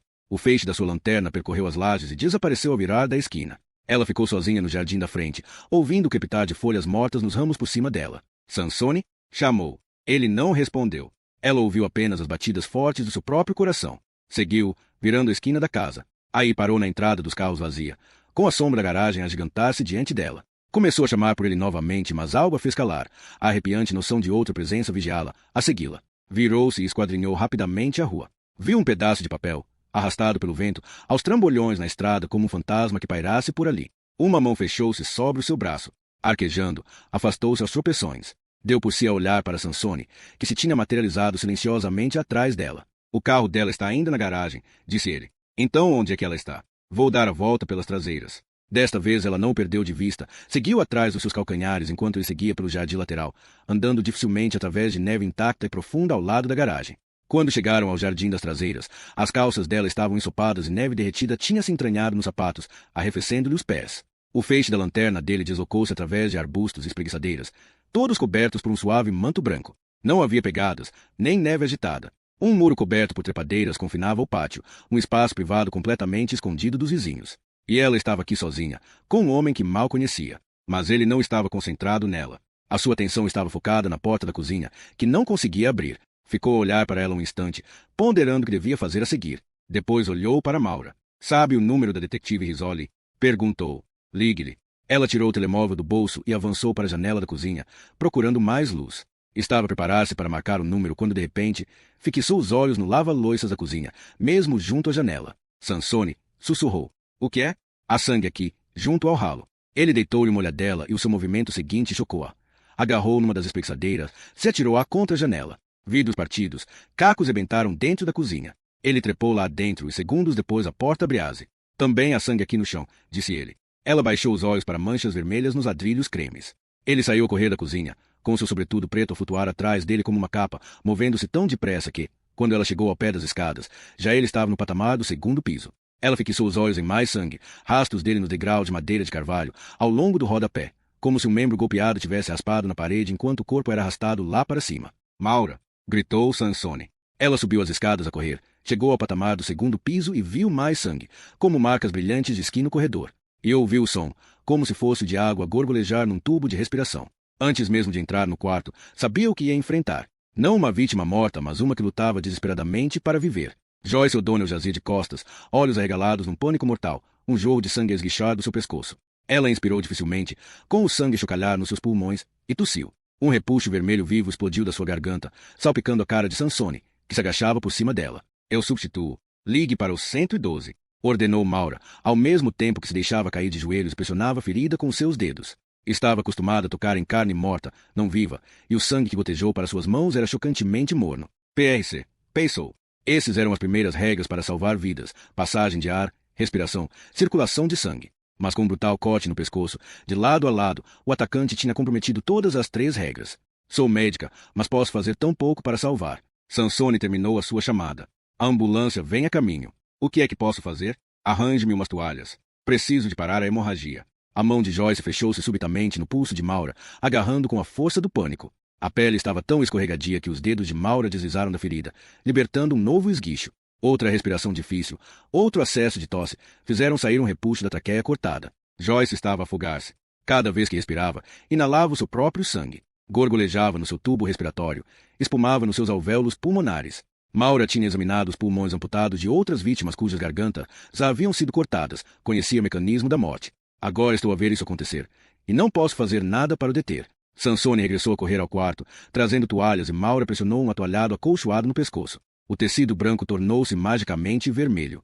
A mão de Joyce agarrou o pulso dela ainda com mais força. Os seus lábios mexeram-se, mas não conseguiu produzir palavras, só chocalhado o ar borbulhando através do sangue. Está tudo bem, disse Maura. A ambulância está quase a chegar aqui. Joyce começou a tremer, com os membros a estremecer, como se estivesse a ter um ataque apoplético. Mas os seus olhos estavam conscientes e fixos em Maura. Será que ela vê isso nos meus olhos? Que eu sei que está a morrer. Maura ergueu os olhos quando ouviu o gemido distante de uma sirene. Aí está ela, disse Sansone. A porta da frente está trancada. Eu vou lá abaixo recebê-los.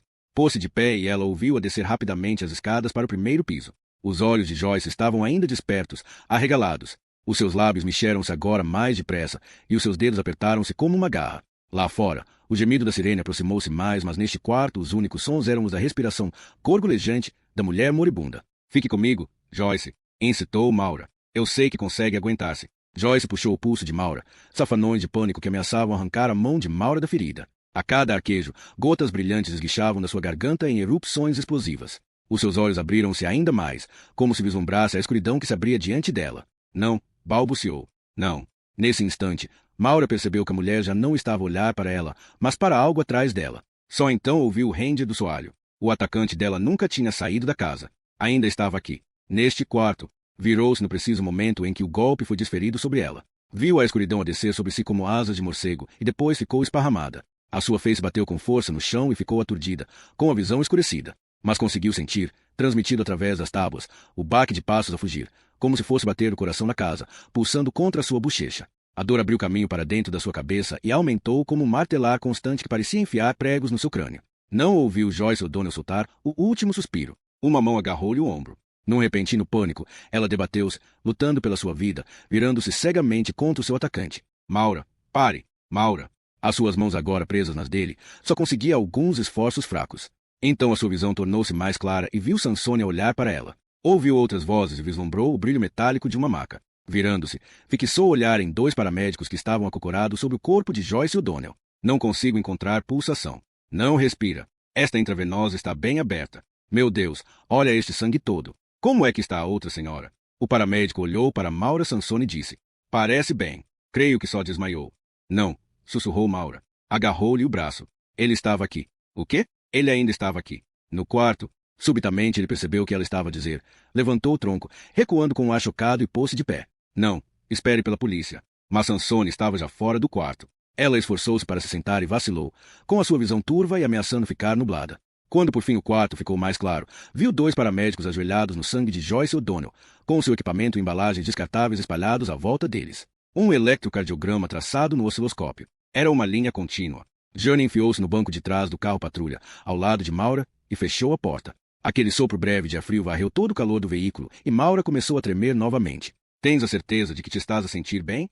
Perguntou Jane. Se calhar devíamos levar-te às urgências. Quero ir para casa, disse Maura. Posso ir para casa agora? Há mais alguma coisa de que te lembres? Quaisquer outros pormenores que te estejam a voltar à memória? Já te disse, não vi nenhuma cara. Só as roupas pretas dele. Algo preto. Algo.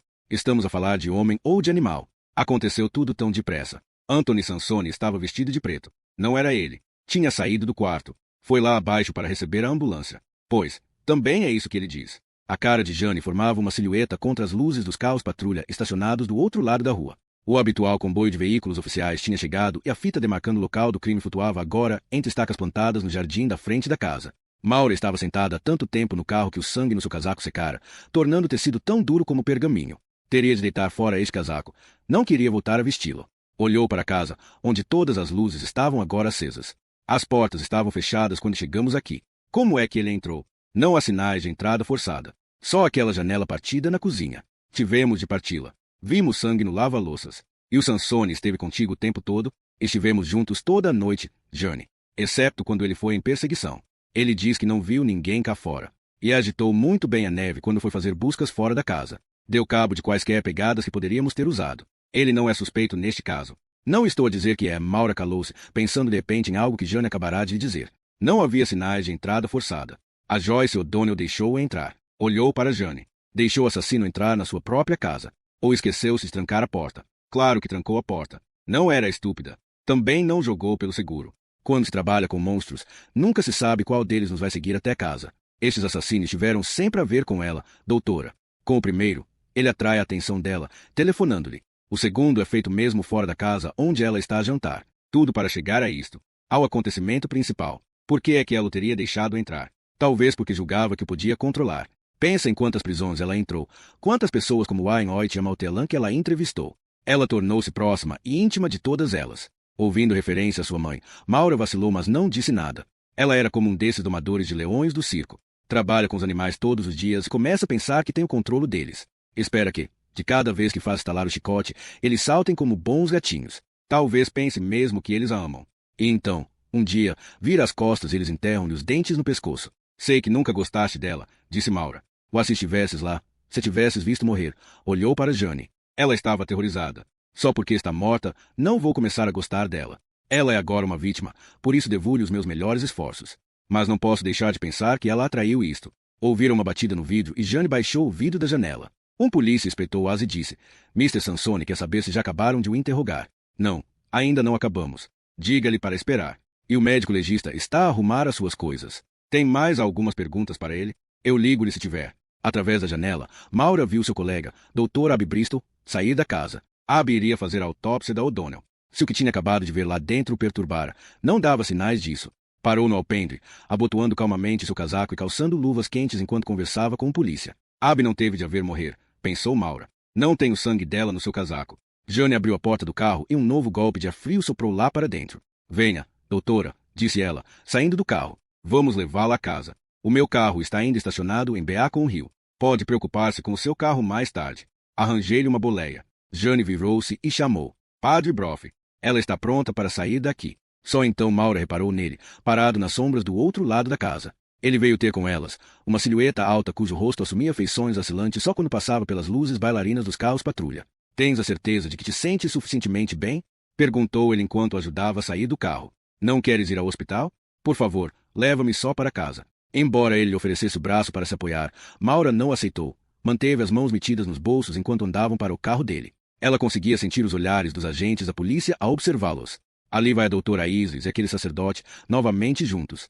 Haveria ali algum que não tivesse reparado, que não tivesse feito perguntas a respeito deles. Não há nenhuma maldita coisa sobre a qual vale a pena fazer-se perguntas. Escorregou para o banco da frente do carro dele e ficou a olhar em frente enquanto ele ligava o motor. Obrigada, disse. Tu sabes que eu faria isto por ti num instante. Foi a Jane que te chamou? Ainda bem que o fez. Tu precisas de um amigo que te leve a casa esta noite, e não de um polícia que mal conheces. Afastou o carro do passeio e as luzes berrantes dos veículos das urgências desapareceram atrás deles. Tu estiveste demasiado próxima esta noite, disse ele em voz baixa. Podes crer que não era essa minha intenção. Não devias ter entrado naquela casa. Devias ter chamado a polícia. Podemos falar de outra coisa. Haverá qualquer coisa de que possamos ainda falar, Maura? Ou é assim que vai ser a partir de agora? Tu não me visitares, não atenderes os meus telefonemas? Ela olhou finalmente para ele. Não estou a ficar mais nova, Daniel. Tenho 41 anos. O meu único casamento foi um desastre espetacular. E tenho um talento especial para me envolver em casos perdidos. Eu quero casar-me. Eu quero ser feliz. Não posso dar-me ao luxo de perder tempo em relações que não vão a lado nenhum. Mesmo que a amizade, os sentimentos, sejam verdadeiros, as amizades desfazem-se o tempo todo, tal como os corações. Sim, disse ele e suspirou. Isso é verdade. Continuaram a andar um momento em silêncio. Então ele disse, nunca foi minha intenção dar-te um desgosto. Não deste, mas magoei-te. Sei disso. Magoamo-nos um ao outro. Tivemos de fazer. Fez uma pausa e acrescentou amargamente. É o que o teu Deus Todo-Poderoso exige, não é? As palavras dela pretendiam ferir. Pelo súbito silêncio dele, soube que tinham atingido o alvo. Ele não disse nada enquanto se aproximavam do bairro dela, enquanto estacionava na entrada dos carros da casa dela e desligava o motor. Ficou ali sentado um instante e depois virou-se para ela. Tens razão, disse. O meu Deus exige demasiado. E puxou-a para ele. Ela devia ter resistido, devia o ter afastado e saído do carro. Mas não fez isso, porque há muito desejava este abraço, este beijo. E mais, muito mais. Isto era uma loucura. Nunca poderia dar certo. Mas nem o bom senso nem o Deus dele estavam agora entre eles. Não nos deixes cair em tentação. Eles beijaram-se desde o carro até a porta principal da casa dela. Livra-nos do mal. Palavras fúteis, um mero castelo de areia contra a implacável maré. Entraram na casa. Ela não acendeu a luz. Enquanto se encontravam no vestíbulo às escuras, a escuridão parecia aumentar o som áspero das respirações deles, o frufru da lã. Ela soltou o casaco manchado de sangue, que caiu no chão formando um monte preto. Só a luz fraca que entrava pela janela desiluminava o corredor. Não havia luzes para iluminar o pecado deles, nem outros olhos que testemunhassem a sua queda em desgraça. Ela foi à frente para o quarto, para a sua cama. Durante um ano eles tinham andado voltas nesta dança, cada passo aproximando-os deste momento. Ela conhecia o coração deste homem e ele conhecia o dela, mas a carne dele era a de um estranho, nunca antes tocada, nunca saboreada. Os dedos dela roçaram por pele quente e desceram pelo contorno da espinha dele. Tudo isso um novo território que ela ansiava explorar. O resto das roupas deles escorregou para o chão. A última oportunidade de voltarem atrás desapareceu. Maura, sussurrou ele, enquanto lhe beijava o pescoço, os seios. Minha Maura. As suas palavras eram tão suaves como as de uma oração, não ao seu senhor, mas a ela. Maura não sentiu nenhuma culpa quando recebeu nos seus braços. Não era o voto dela que era quebrado, nem a consciência dela que iria sofrer. Esta noite, Deus, neste momento, ele é meu, pensou, rejubilando com a sua vitória enquanto Daniel gemia contra ela, enquanto ela envolvia suas pernas em torno dele, atormentando, incitando. Eu tenho o que tu, Deus, nunca lhe podes dar. Tiro-o de ti. Reclamo para mim. Vai em frente e convoca todos os teus demônios. Estou-me nas tintas. Esta noite, Daniel também estava. Quando por fim os corpos deles se libertaram, ele desabou nos braços dela. Durante muito tempo ficaram deitados em silêncio. Através da luz que vinha das janelas, ela conseguiu ver o brilho fraco dos olhos dele, fixados no escuro. Não a dormir, mas a pensar. Talvez arrependido.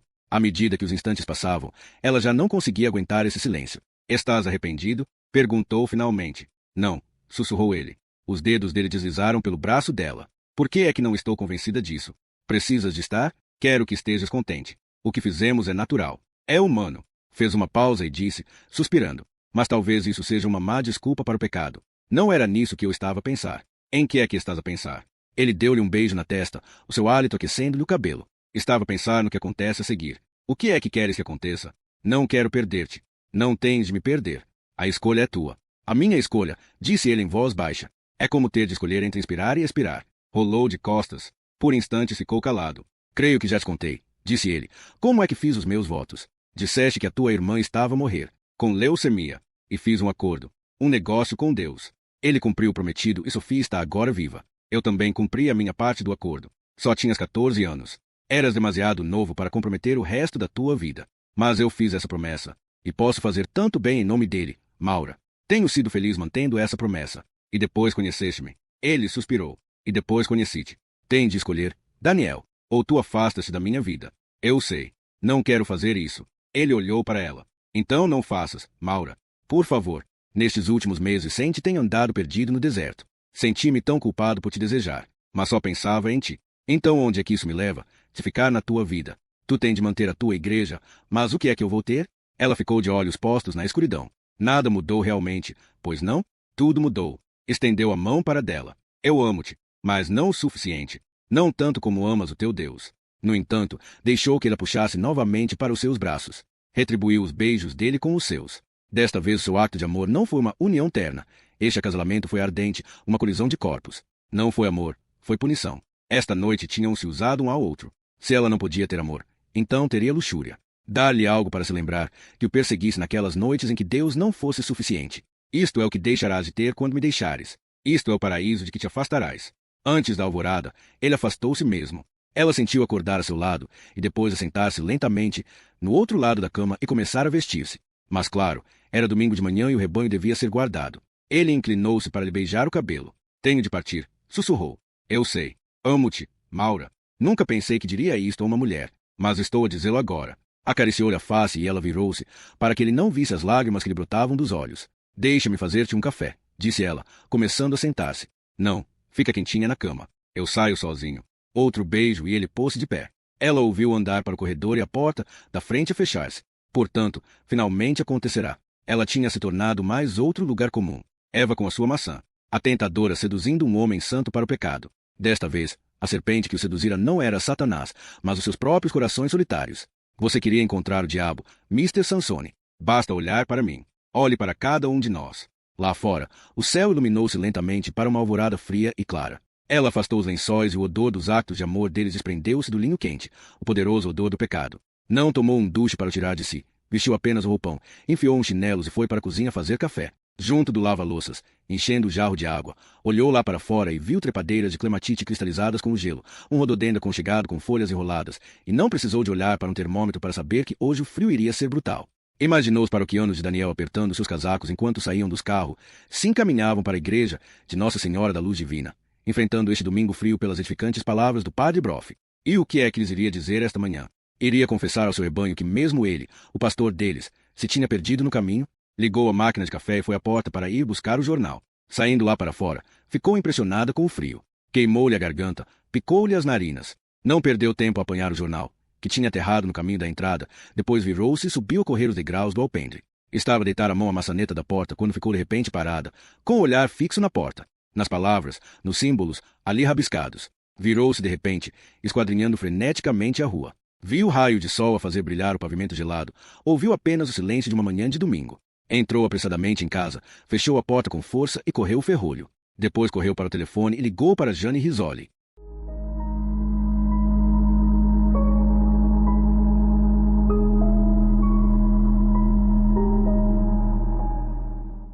Capítulo 23. Tens a certeza de que não ouviste nada ontem à noite? Pegadas no alpendre, algo invulgar? Perguntou Jane. Maura estava sentada no sofá, tremendo apesar de ter vestido uma camisola e calças de lã. Não tinha tomado pequeno almoço, nem sequer tinha servido a si mesma uma chávena de café, mas não sentia o menor sinal de fome. Durante a meia hora antes de Jane e Frost chegarem, Maura ficará à janela da sua sala de estar, vigiando a rua, atenta a qualquer ruído, seguindo com os olhos cada carro que passava. O assassino sabe onde vivo. Sabe o que aconteceu ontem à noite, no meu quarto. Doutora, Maura ergueu os olhos. Não ouvi nada. A inscrição estava ali, na minha porta, quando acordei. Quando fui lá fora para ir buscar o meu. Ela vacilou, com o coração subitamente a bater com força. O seu telefone estava a tocar. Frost levantou o auscultador. Residência Isis. Fala o detetive Frost. Lamento, Mr. Sansone, mas agora estamos com um problema entre mãos e esta não é uma altura conveniente para o senhor falar com ela. Eu digo-lhe que telefonou. Jane voltou a olhar para Maura. Tens a certeza de que a inscrição não estava já na tua porta quando chegaste à casa ontem à noite? Não a vi nessa altura. Usaste a porta da frente para entrar em casa. Usei. Normalmente entro pela garagem. Mas o meu carro ainda está em Beacon Hill. O padre Broff acompanhou-te até a porta. Estava escuro, Jane. Não teríamos visto a inscrição. Estávamos apenas concentrados um no outro. Só pensávamos numa coisa, em chegarmos ao meu quarto. Frost disse, vou dar uma volta lá por fora. Ver se há algumas pegadas. Saiu pela porta principal. Embora ele estivesse agora a caminhar mesmo junto à casa, o som dos seus passos não atravessava janelas de vidro duplo. Na noite passada, um intruso podia ter andado mesmo ao lado do seu quarto que ela não teria ouvido nada. Pensas que ele te seguiu até casa ontem à noite? Perguntou Jane. Desde a casa da O'Donnell? Não faço ideia. Podia tê-lo feito. Mas eu estive presente nos 3 locais de crime. No de Lori Tucker, no de Ivy Kassovitz. Em qualquer dessas noites ele podia ter me visto e ter te seguido até casa. Maura abraçou-se a si mesma, tentando reprimir os seus tremores. Nunca dei por isso. Nunca percebi que estava a ser vigiada. Tens um sistema de alarme. Usaste na noite passada? Não. Por quê? Eu simplesmente esqueci-me de ligar. Tinha outras coisas na minha cabeça. Jane sentou-se na cadeira diante dela. Por que é que ele iria desenhar aqueles símbolos na sua porta? O que é que achas que significam? Como é que eu poderia saber? E a mensagem que ele deixou é a mesma que deixou no quarto de Lori Tucker. Só que desta vez não se deu ao trabalho de a escrever em latim.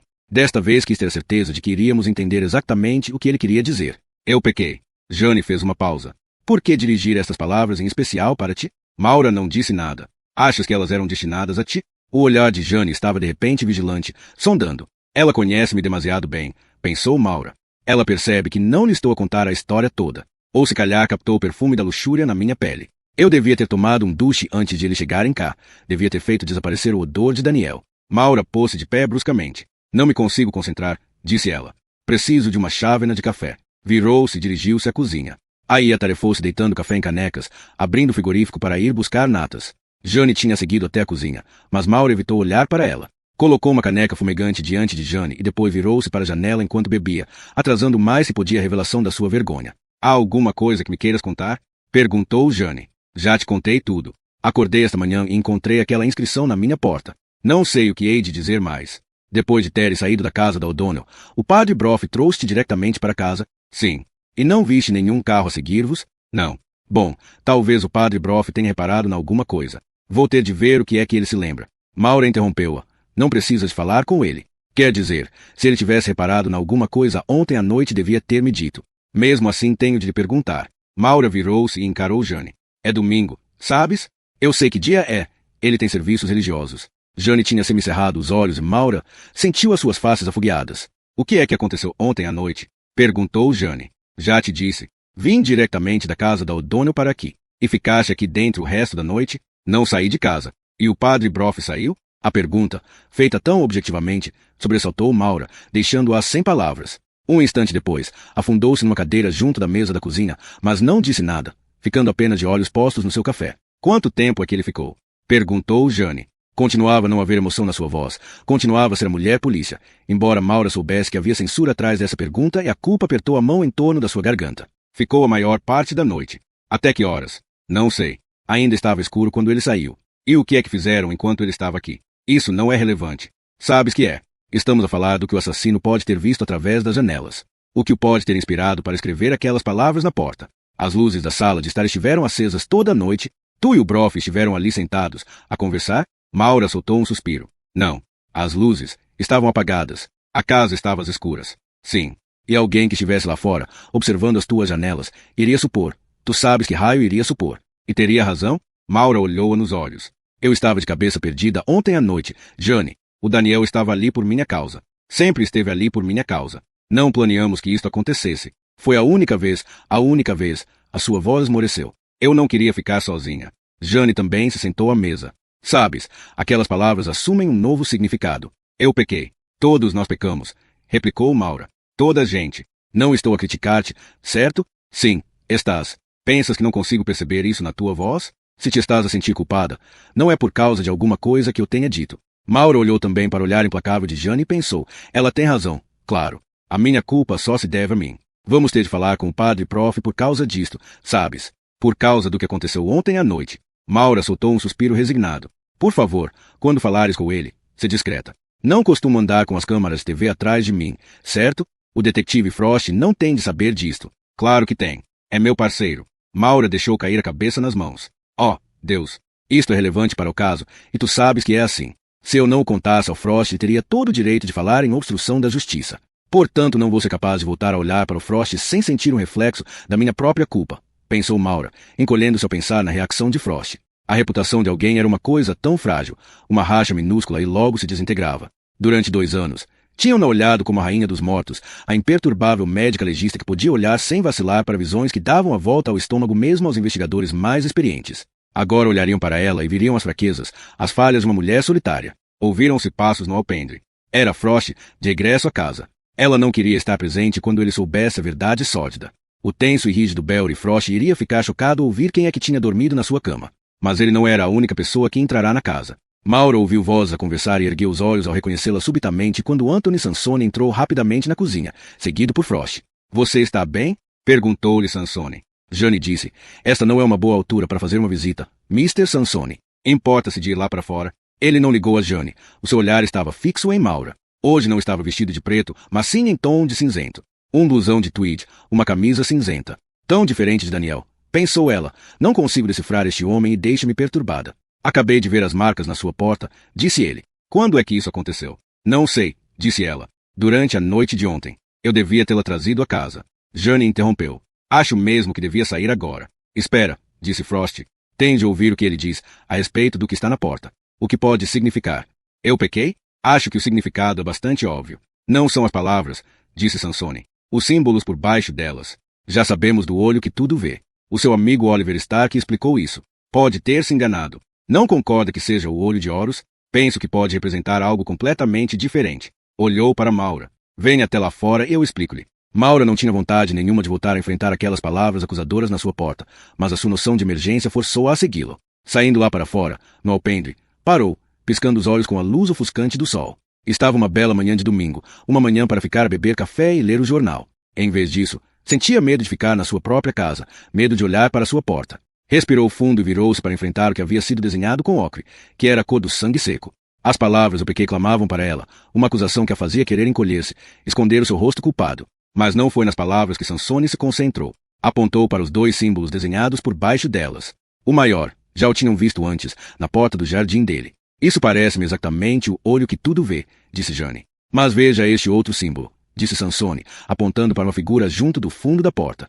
Era tão pequeno que quase parecia um acrescento. Desenhado a ocre, tal como nos locais de crime. Jane disse, como é que sabe do ocre? Os meus colegas têm de ver isto, para confirmar o que eu julgo representar. Tirou o telemóvel do bolso. Espere, disse Jane. Isto não é uma exibição pública. Sabe interpretar isto, detetive? Tem alguma ideia por onde se deve começar? Se quer encontrar este assassino, é melhor que entenda o seu pensamento, os seus símbolos. Começou a marcar um número. Jane não impediu. Maura agachou-se para poder examinar o desenho no fundo da porta. Viu cornos encurvados, uma cabeça triangular e olhos rasgados. Parece um bode, disse ela. Mas o que significa? Ergueu os olhos para Sansone. Iluminado por trás pela luz forte da manhã, ele era uma figura impressionante, negra e sem rosto. Representa Azazel, disse ele. É um símbolo dos vigilantes. Azazel era o chefe do Seirim, disse Oliver Stark. Eles eram demônios em forma de bode que assombravam os desertos antigos antes de Moisés, antes dos faraós. Remontando ao tempo de Lilith. Quem é Lilith? Perguntou Frost. Edwina Felva olhou para Frost, espantada. Não sabe quem ela é? Frost fez um encolher de ombros envergonhado. Tenho de confessar que não sou tão versado assim na Bíblia. Ora, você não vai encontrar Lilith na Bíblia, disse Edwina. Ela foi banida muito da doutrina oficial da igreja, embora tenha lugar nas legendas hebraicas. Era a primeira mulher de Adão. Adão tinha outra mulher? Sim, antes de Eva. Edwina sorriu perante a cara espantada dele. O quê? Julga que a Bíblia conta a história toda. Eles estavam sentados na sala de estar de Maura, reunidos à volta da mesinha de café, onde o caderno de desenho de Oliver se encontrava pousado entre chávenas e pratos vazios. Meia hora depois do telefonema de Sansone, Edwina e Oliver tinham chegado ali para examinar os símbolos na porta. Tinham conferenciado apenas alguns minutos no alpendre antes de o frio os ter arrastado para dentro de casa, a fim de tomarem um café quente e formularem algumas hipóteses. Hipóteses que agora impressionavam Maura enquanto intelectual insensível. A sua casa tinha sido marcada por um assassino e estas pessoas estavam calmamente sentadas na sua sala de estar, discutindo sua bizarra teologia. Olhou de relance para Jane, que tinha uma indisfarçável expressão de estas pessoas são doidas. Mas Frost estava manifestamente fascinado. Nunca tinha ouvido dizer que Adão teve uma primeira mulher, disse ele. Há toda uma história que nunca aparece na Bíblia, detetive, disse Edwina. Uma história secreta que só se pode encontrar nas legendas hebraicas e cananitas. Elas falam do casamento entre Adão e uma mulher de espírito livre, uma tentadora sagaz que se recusou a obedecer ao seu marido ou ficar por baixo dele como uma esposa dócil. Em vez disso, exigia sexo louco em todas as posições e ridicularizava-o quando não conseguia satisfazê-la. Ela foi a primeira fêmea verdadeiramente libertada e não tinha medo de buscar os prazeres da carne. Ela parece bastante mais divertida do que Eva, disse Frost. Mas, aos olhos da igreja, Lilith era uma abominação, uma mulher que estava para além do controle dos homens, uma criatura tão insaciável sexualmente que acabou por abandonar o seu velho marido chato, Adão, e fugiu para ter orgias com demônios. Edwina fez uma pausa, e como resultado disso deu à luz o mais poderoso de todos os demônios, aquele que tem atormentado a humanidade desde então. Não está a falar do diabo? Sansone disse. É uma crença que era comumente aceite na Idade Média. Lilith foi a mãe de Lúcifer. Edwina fungou. Portanto, está a ver como a história trata uma mulher decidida. Se ela recusa ser subserviente, se aprecia o sexo um pouco excessivamente, então a igreja transforma-a num monstro. Passa a ser conhecida como a mãe do diabo. Ou desaparece completamente da história, disse Frost. Por que é a primeira vez que ouço falar de Lilith? Ou daquela criatura em forma de bode? Azazel, disse Oliver. Arrancou seu último desenho e colocou-o em cima da mesinha para que todos pudessem vê-lo. Era uma versão mais pormenorizada da cara que tinha sido desenhada na porta de Maura. Um bode cornudo com olhos rasgados e uma única chama ardendo no alto da sua cabeça. Os demônios em forma de bode são mencionados no Levítico e em Isaías. Eram criaturas peludas que se divertiam com seres fogosos como Lilith. O nome Azazel remonta aos cananeus, provavelmente uma derivação de um dos nomes dos seus antigos deuses. E é a esse que o símbolo na porta se refere. Perguntou Frost. Essa seria a minha hipótese. Jane riu-se, incapaz de conter o seu ceticismo. Uma hipótese? Ah, estamos mesmo a esclarecer os factos, não estamos? Edwina disse. Acha que essa discussão é uma perda de tempo? Acho que um símbolo é o que quiser fazer dele. Vocês pensam que é um demônio em forma de bode. Mas para o anormal que desenhou isso pode significar algo completamente diferente. Lembram-se de todo aquele material que você e o Oliver jorraram a respeito do olho de Horus? As frações, as fases da lua? Então tudo isso passa a ser de repente um monte de disparates? Eu expliquei-lhe que o olho pode representar diversas coisas, disse Oliver. O deus egípcio, o olho que tudo vê de Lúcifer, ou o símbolo maçônico da iluminação, da sabedoria. Esses são significados opostos, disse Frost. O diabo contra a sabedoria? Eles não são nada opostos. Tem de se lembrar do significado do nome Lúcifer. Traduzido, o nome é portador da luz. Isso não parece tão maléfico. Alguns diriam que Lúcifer não é o mal, disse Edwina, que ele representa a mente que questiona, o pensador independente, as mesmas coisas que outrora ameaçavam a igreja. Jane resmungou. Então agora Lúcifer não é um tipo assim tão mau? Só fazia demasiadas perguntas. Aquele a quem chama diabo depende da sua perspectiva, disse Edwina. O meu falecido marido era antropólogo. Eu vivi em todas as partes do mundo, colecionei imagens de demônios que pareciam chacais, gatos ou serpentes, ou mulheres belas. Cada cultura tem a sua ideia própria sobre o aspecto do diabo. Só há uma coisa em que quase todas as culturas, desde as tribos mais primitivas, estão de acordo. O diabo existe mesmo. Maura pensou naquele turbilhão de preto sem rosto no quarto da O'Donnell, na noite passada, e sentiu um arrepio na nuca. Ela não acreditava em Satanás, mas acreditava no mal. E ontem à noite estive certamente na presença dele. O seu olhar recaiu sobre o desenho de Oliver do bode cornudo. Esta coisa, este Azazel, é também um símbolo do diabo? Não, disse Oliver. Azazel é muitas vezes usado como símbolo dos vigilantes. Quem são esses vigilantes de que tem estado a falar? Perguntou Frost. Edwina olhou para Maura. Tem uma Bíblia, doutora Isles? Maura olhou-a com o sobrolho franzido. Tenho. Pode ir buscá-la para nós vermos? Maura dirigiu-se à estante e passou os olhos pela prateleira de cima, buscando a capa encadernada que conhecia tão bem. Tinha sido a Bíblia do seu pai, e Maura não a abria há anos. Tirou-a de lá e entregou a Edwina, que folheou as páginas, libertando uma baforada de pó. Aqui está. Gênesis, capítulo 6. Versículos 1 e 2. Como se foram multiplicando os homens na terra, e lhes nasceram filhas. Vendo os filhos de Deus que as filhas dos homens eram formosas, tomaram para si mulheres, as que, entre todas, mais lhes agradaram. Os filhos de Deus? Perguntou Frost. Essa passagem refere-se quase de certeza a anjos, explicou Edwina. Diz que anjos desejaram mulheres terrenas, por isso casaram-se com elas. Um casamento entre o divino e o mortal. Voltou a baixar os olhos para a Bíblia. E aqui está o versículo 4. Ora, naquele tempo havia gigantes na terra, e também depois, quando os filhos de Deus possuíram as filhas dos homens, as quais lhes deram filhos. Estes foram valentes, varões de renome, na antiguidade. Edwina fechou o livro. O que é que significa isso tudo? Perguntou Frost. Disse tiveram filhos, disse Edwina. É o único lugar da Bíblia onde esses filhos são mencionados. Esta descendência resultou dos acasalamentos entre humanos e anjos. Foram uma raça mista de demônios chamados Nefilim, também conhecidos como vigilantes, disse Sansone. Encontrará referências a eles noutras fontes anteriores à Bíblia. No livro de Enoch, no livro dos Jubileus. São descritos como monstros, gerados por anjos caídos que tiveram relações sexuais com mulheres humanas. O resultado foi uma raça secreta de híbridos que supostamente ainda andam entre nós. Disse que essas criaturas têm encanto e talento invulgares, beleza invulgar. Muitas vezes são altos, muito carismáticos, mas não deixam de ser demônios e servidores das trevas. Vocês acreditam mesmo nisso? Perguntou Jane. Só lhe estou a dizer o que está nas Santas Escrituras, detetive. Os antigos acreditavam que a humanidade não estava sozinha na Terra, que outros chegaram cá antes de nós, que algumas pessoas, hoje, ainda transportam em si a linhagem desses monstros. Mas chamou-lhes filhos de anjos. Anjos caídos, imperfeitos e maléficos. Portanto, essas coisas, esses vigilantes, são uma espécie de mutantes, disse Frost, híbridos. Edwina olhou para ele. Uma subespécie, violenta e predadora. Para eles, nós somos simples presas.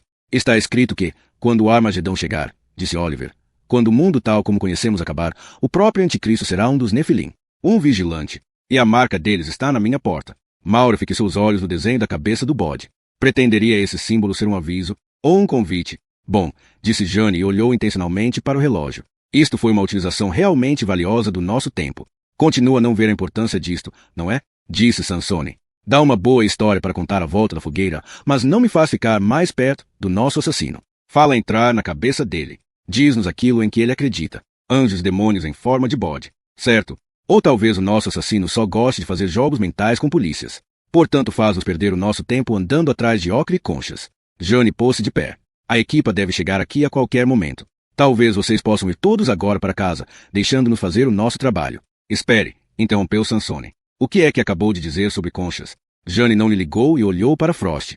Pode ligar à equipa forense e descobrir por que é que estão a demorar tanto. Detetive Rizzoli, disse Sansone, fale-nos das conchas. Você parece ter as suas próprias fontes. Por que é que não lhes pergunta isso? Isso pode ser muito importante. Por que é que não nos poupa esse esforço contando-nos? Primeiro, diga-me você, qual é a importância de uma concha? Que tipo de concha? Bivalve? Cônica? Isso adianta alguma coisa? Sim. Jane fez uma pausa. É uma espécie de espiral. Um cone, suponho. Foi deixada no local de crime? Pode dizer isso. Descreva a concha. Ouça, não tem nada de especial. O tipo com quem falei diz que é uma espécie comum que se encontra em todo o Mediterrâneo. Calou-se quando seu telemóvel tocou. Desculpem, disse ela, e saiu da sala. Durante alguns instantes ninguém disse nada. Os três membros da Fundação Mephisto olharam uns para os outros. Bem, disse Edwina em voz baixa, eu diria que isso encerra a discussão. O quê? Perguntou Frost. A concha, disse Oliver, está presente no brasão de família do Anthony. Sansone levantou-se da sua cadeira e dirigiu-se à janela. Ficou aí a olhar lá para fora, com as suas costas largas enquadradas em preto pela janela. Os símbolos foram desenhados com ocre vermelho, extraído de Chipre, disse ele. Sabe qual é a importância disso, detetive Frost? Não faço ideia, admitiu Frost.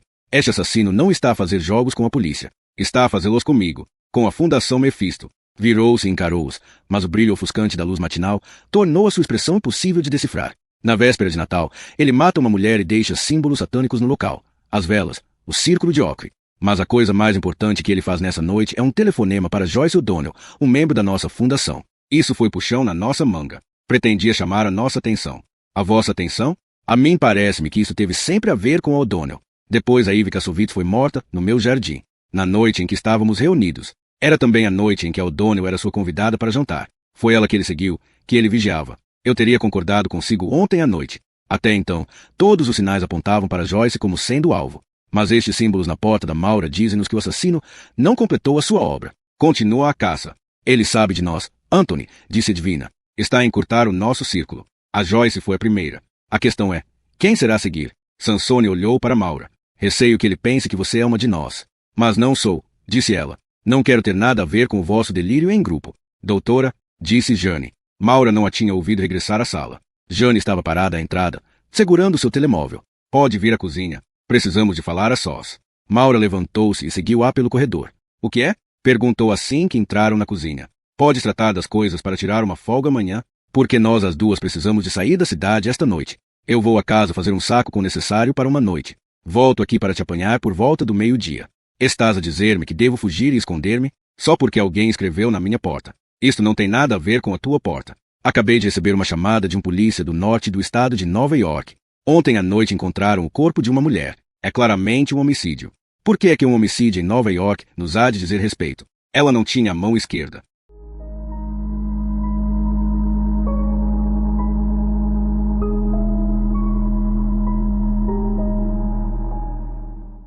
Capítulo 24. 8 de agosto. Fase da lua. Quarto minguante. Todos os dias Ted desce até ao lago. De manhã, ouço o guinchar e o bater do guarda-vento, depois ouço os sapatos dele a descer os degraus do alpendre. Da minha janela vejo afastar-se da casa e encaminhar-se para a água, com a cana de pesca pousada no seu ombro magro e a caixa de apetrechos na mão. É um ritual estranho e inútil, acho eu, porque nunca traz os frutos do seu labor. Todas as tardes regressa de mãos vazias, mas entusiasmado. Hoje vou atrás dele. Ele não me vê enquanto atravessa a floresta em direção à água. Mantenho-me suficientemente afastado atrás dele para que não possa ouvir os meus passos. De qualquer modo ele está a cantar, na sua voz aguda e infantil, uma versão desafinada da canção Cocaboa, inconsciente do facto de ser vigiado. Chega à beira da água, põe o engodo no anzol e lança sua linha. À medida que passam os minutos, ele instala-se na margem relvada e olha para uma água tão tranquila que nem sequer o murmúrio do vento agita a superfície espelhada. A cana de pesca dá um abanão. Aproximo-me mais quando ele puxa a sua presa. É um peixe acastanhado e contorce-se na linha, cada músculo retorcendo-se num terror mortal. Aguardo o golpe fatal, esse instante sagrado do tempo quando a centelha divina salta para fora. Mas para minha surpresa, Ted agarra a sua presa, tira o anzol da sua boca e suavemente volta a meter o peixe na água. Agacha-se perto dele, murmurando-lhe qualquer coisa, como se pedisse desculpa por ter perturbado a sua manhã. Por que é que não ficaste com ele? Pergunto. Ted endireita-se de repente, sobressaltado com a minha voz. Diz ele, és tu. Deixaste-o ir-se embora. Não gosto de matá-los. De qualquer modo era só uma perca. Portanto, voltas a tirá-los para a água? Ai, ai. Ted volta a meter o isco no anzol e lança-o à água. Então para que é que os apanhas? É divertido. É como um jogo entre nós. Entre mim e o peixe. Sento-me ao lado dele na margem. Insectos zumbem à volta das nossas caras. Se Ted enxota-os com a mão. Acabou de completar 11 anos, mas ainda tem a pele perfeitamente macia de uma criança e a penugem dourada de bebê na sua face capta o brilho do sol. Estou suficientemente perto dele para ouvir a sua respiração, para ver o pulsar no seu pescoço fino. Não parece incomodado com a minha presença. Na verdade, faz-me um sorriso tímido, como se isto fosse um prazer especial, partilhar a manhã de lazer com seu primo mais velho. Queres tentar? Diz ele, oferecendo-me a cana. Pego nela, mas a minha atenção continua posta em Ted, no fino brilho da sua transpiração na testa, nas sombras feitas pelas suas pestanas. Um puxão na cana. Apanhaste um. Começam a enrolar e os esforços do peixe fazem as minhas mãos suar de expectativa. Consigo sentir a sua sacudidelas, o seu desespero para viver, transmitido através da cana. Por fim sai da água, com a cauda a agitar-se enquanto eu faço dar uma reviravolta para a margem. Agarro as suas escamas viscosas. Agora tiro o anzol, diz Ted. Mas tem cuidado para não o magoares. Espreito para dentro da caixa de apetrecho e vejo uma faca. Ele não consegue respirar fora da água. Despacha-te. Ted insiste comigo. Penso em deitar a mão à faca, segurar o peixe ondulante contra a relva e furá-lo atrás das guelras. Penso em abri-lo de alto a baixo até o ventre. Quero sentir o peixe dar um último estremeção. Quero sentir a força da sua vida saltar diretamente para mim num solavanco estimulante, o mesmo solavanco que senti quando tinha 10 anos e fiz o juramento de Eren. Quando minha mãe, por fim, me trouxe para o círculo e me estendeu uma faca. Chegaste à idade, disse ela. Está na altura de seres um de nós. Penso no último estremecimento do bode do sacrifício e lembro-me do orgulho nos olhos da minha mãe e dos murmúrios de aprovação no círculo de homens paramentados. Quero voltar a sentir essa emoção forte. Um peixe não serve. Retira o anzol e deixo cair a ondulante perca dentro do lago. Faz um espadanar com a sua cauda e afasta-se rapidamente. O murmúrio de uma brisa agita a água e libelinhas tremem nos juncos. Viro-me para Ted. E ele diz, por que é que estás a olhar para mim dessa maneira?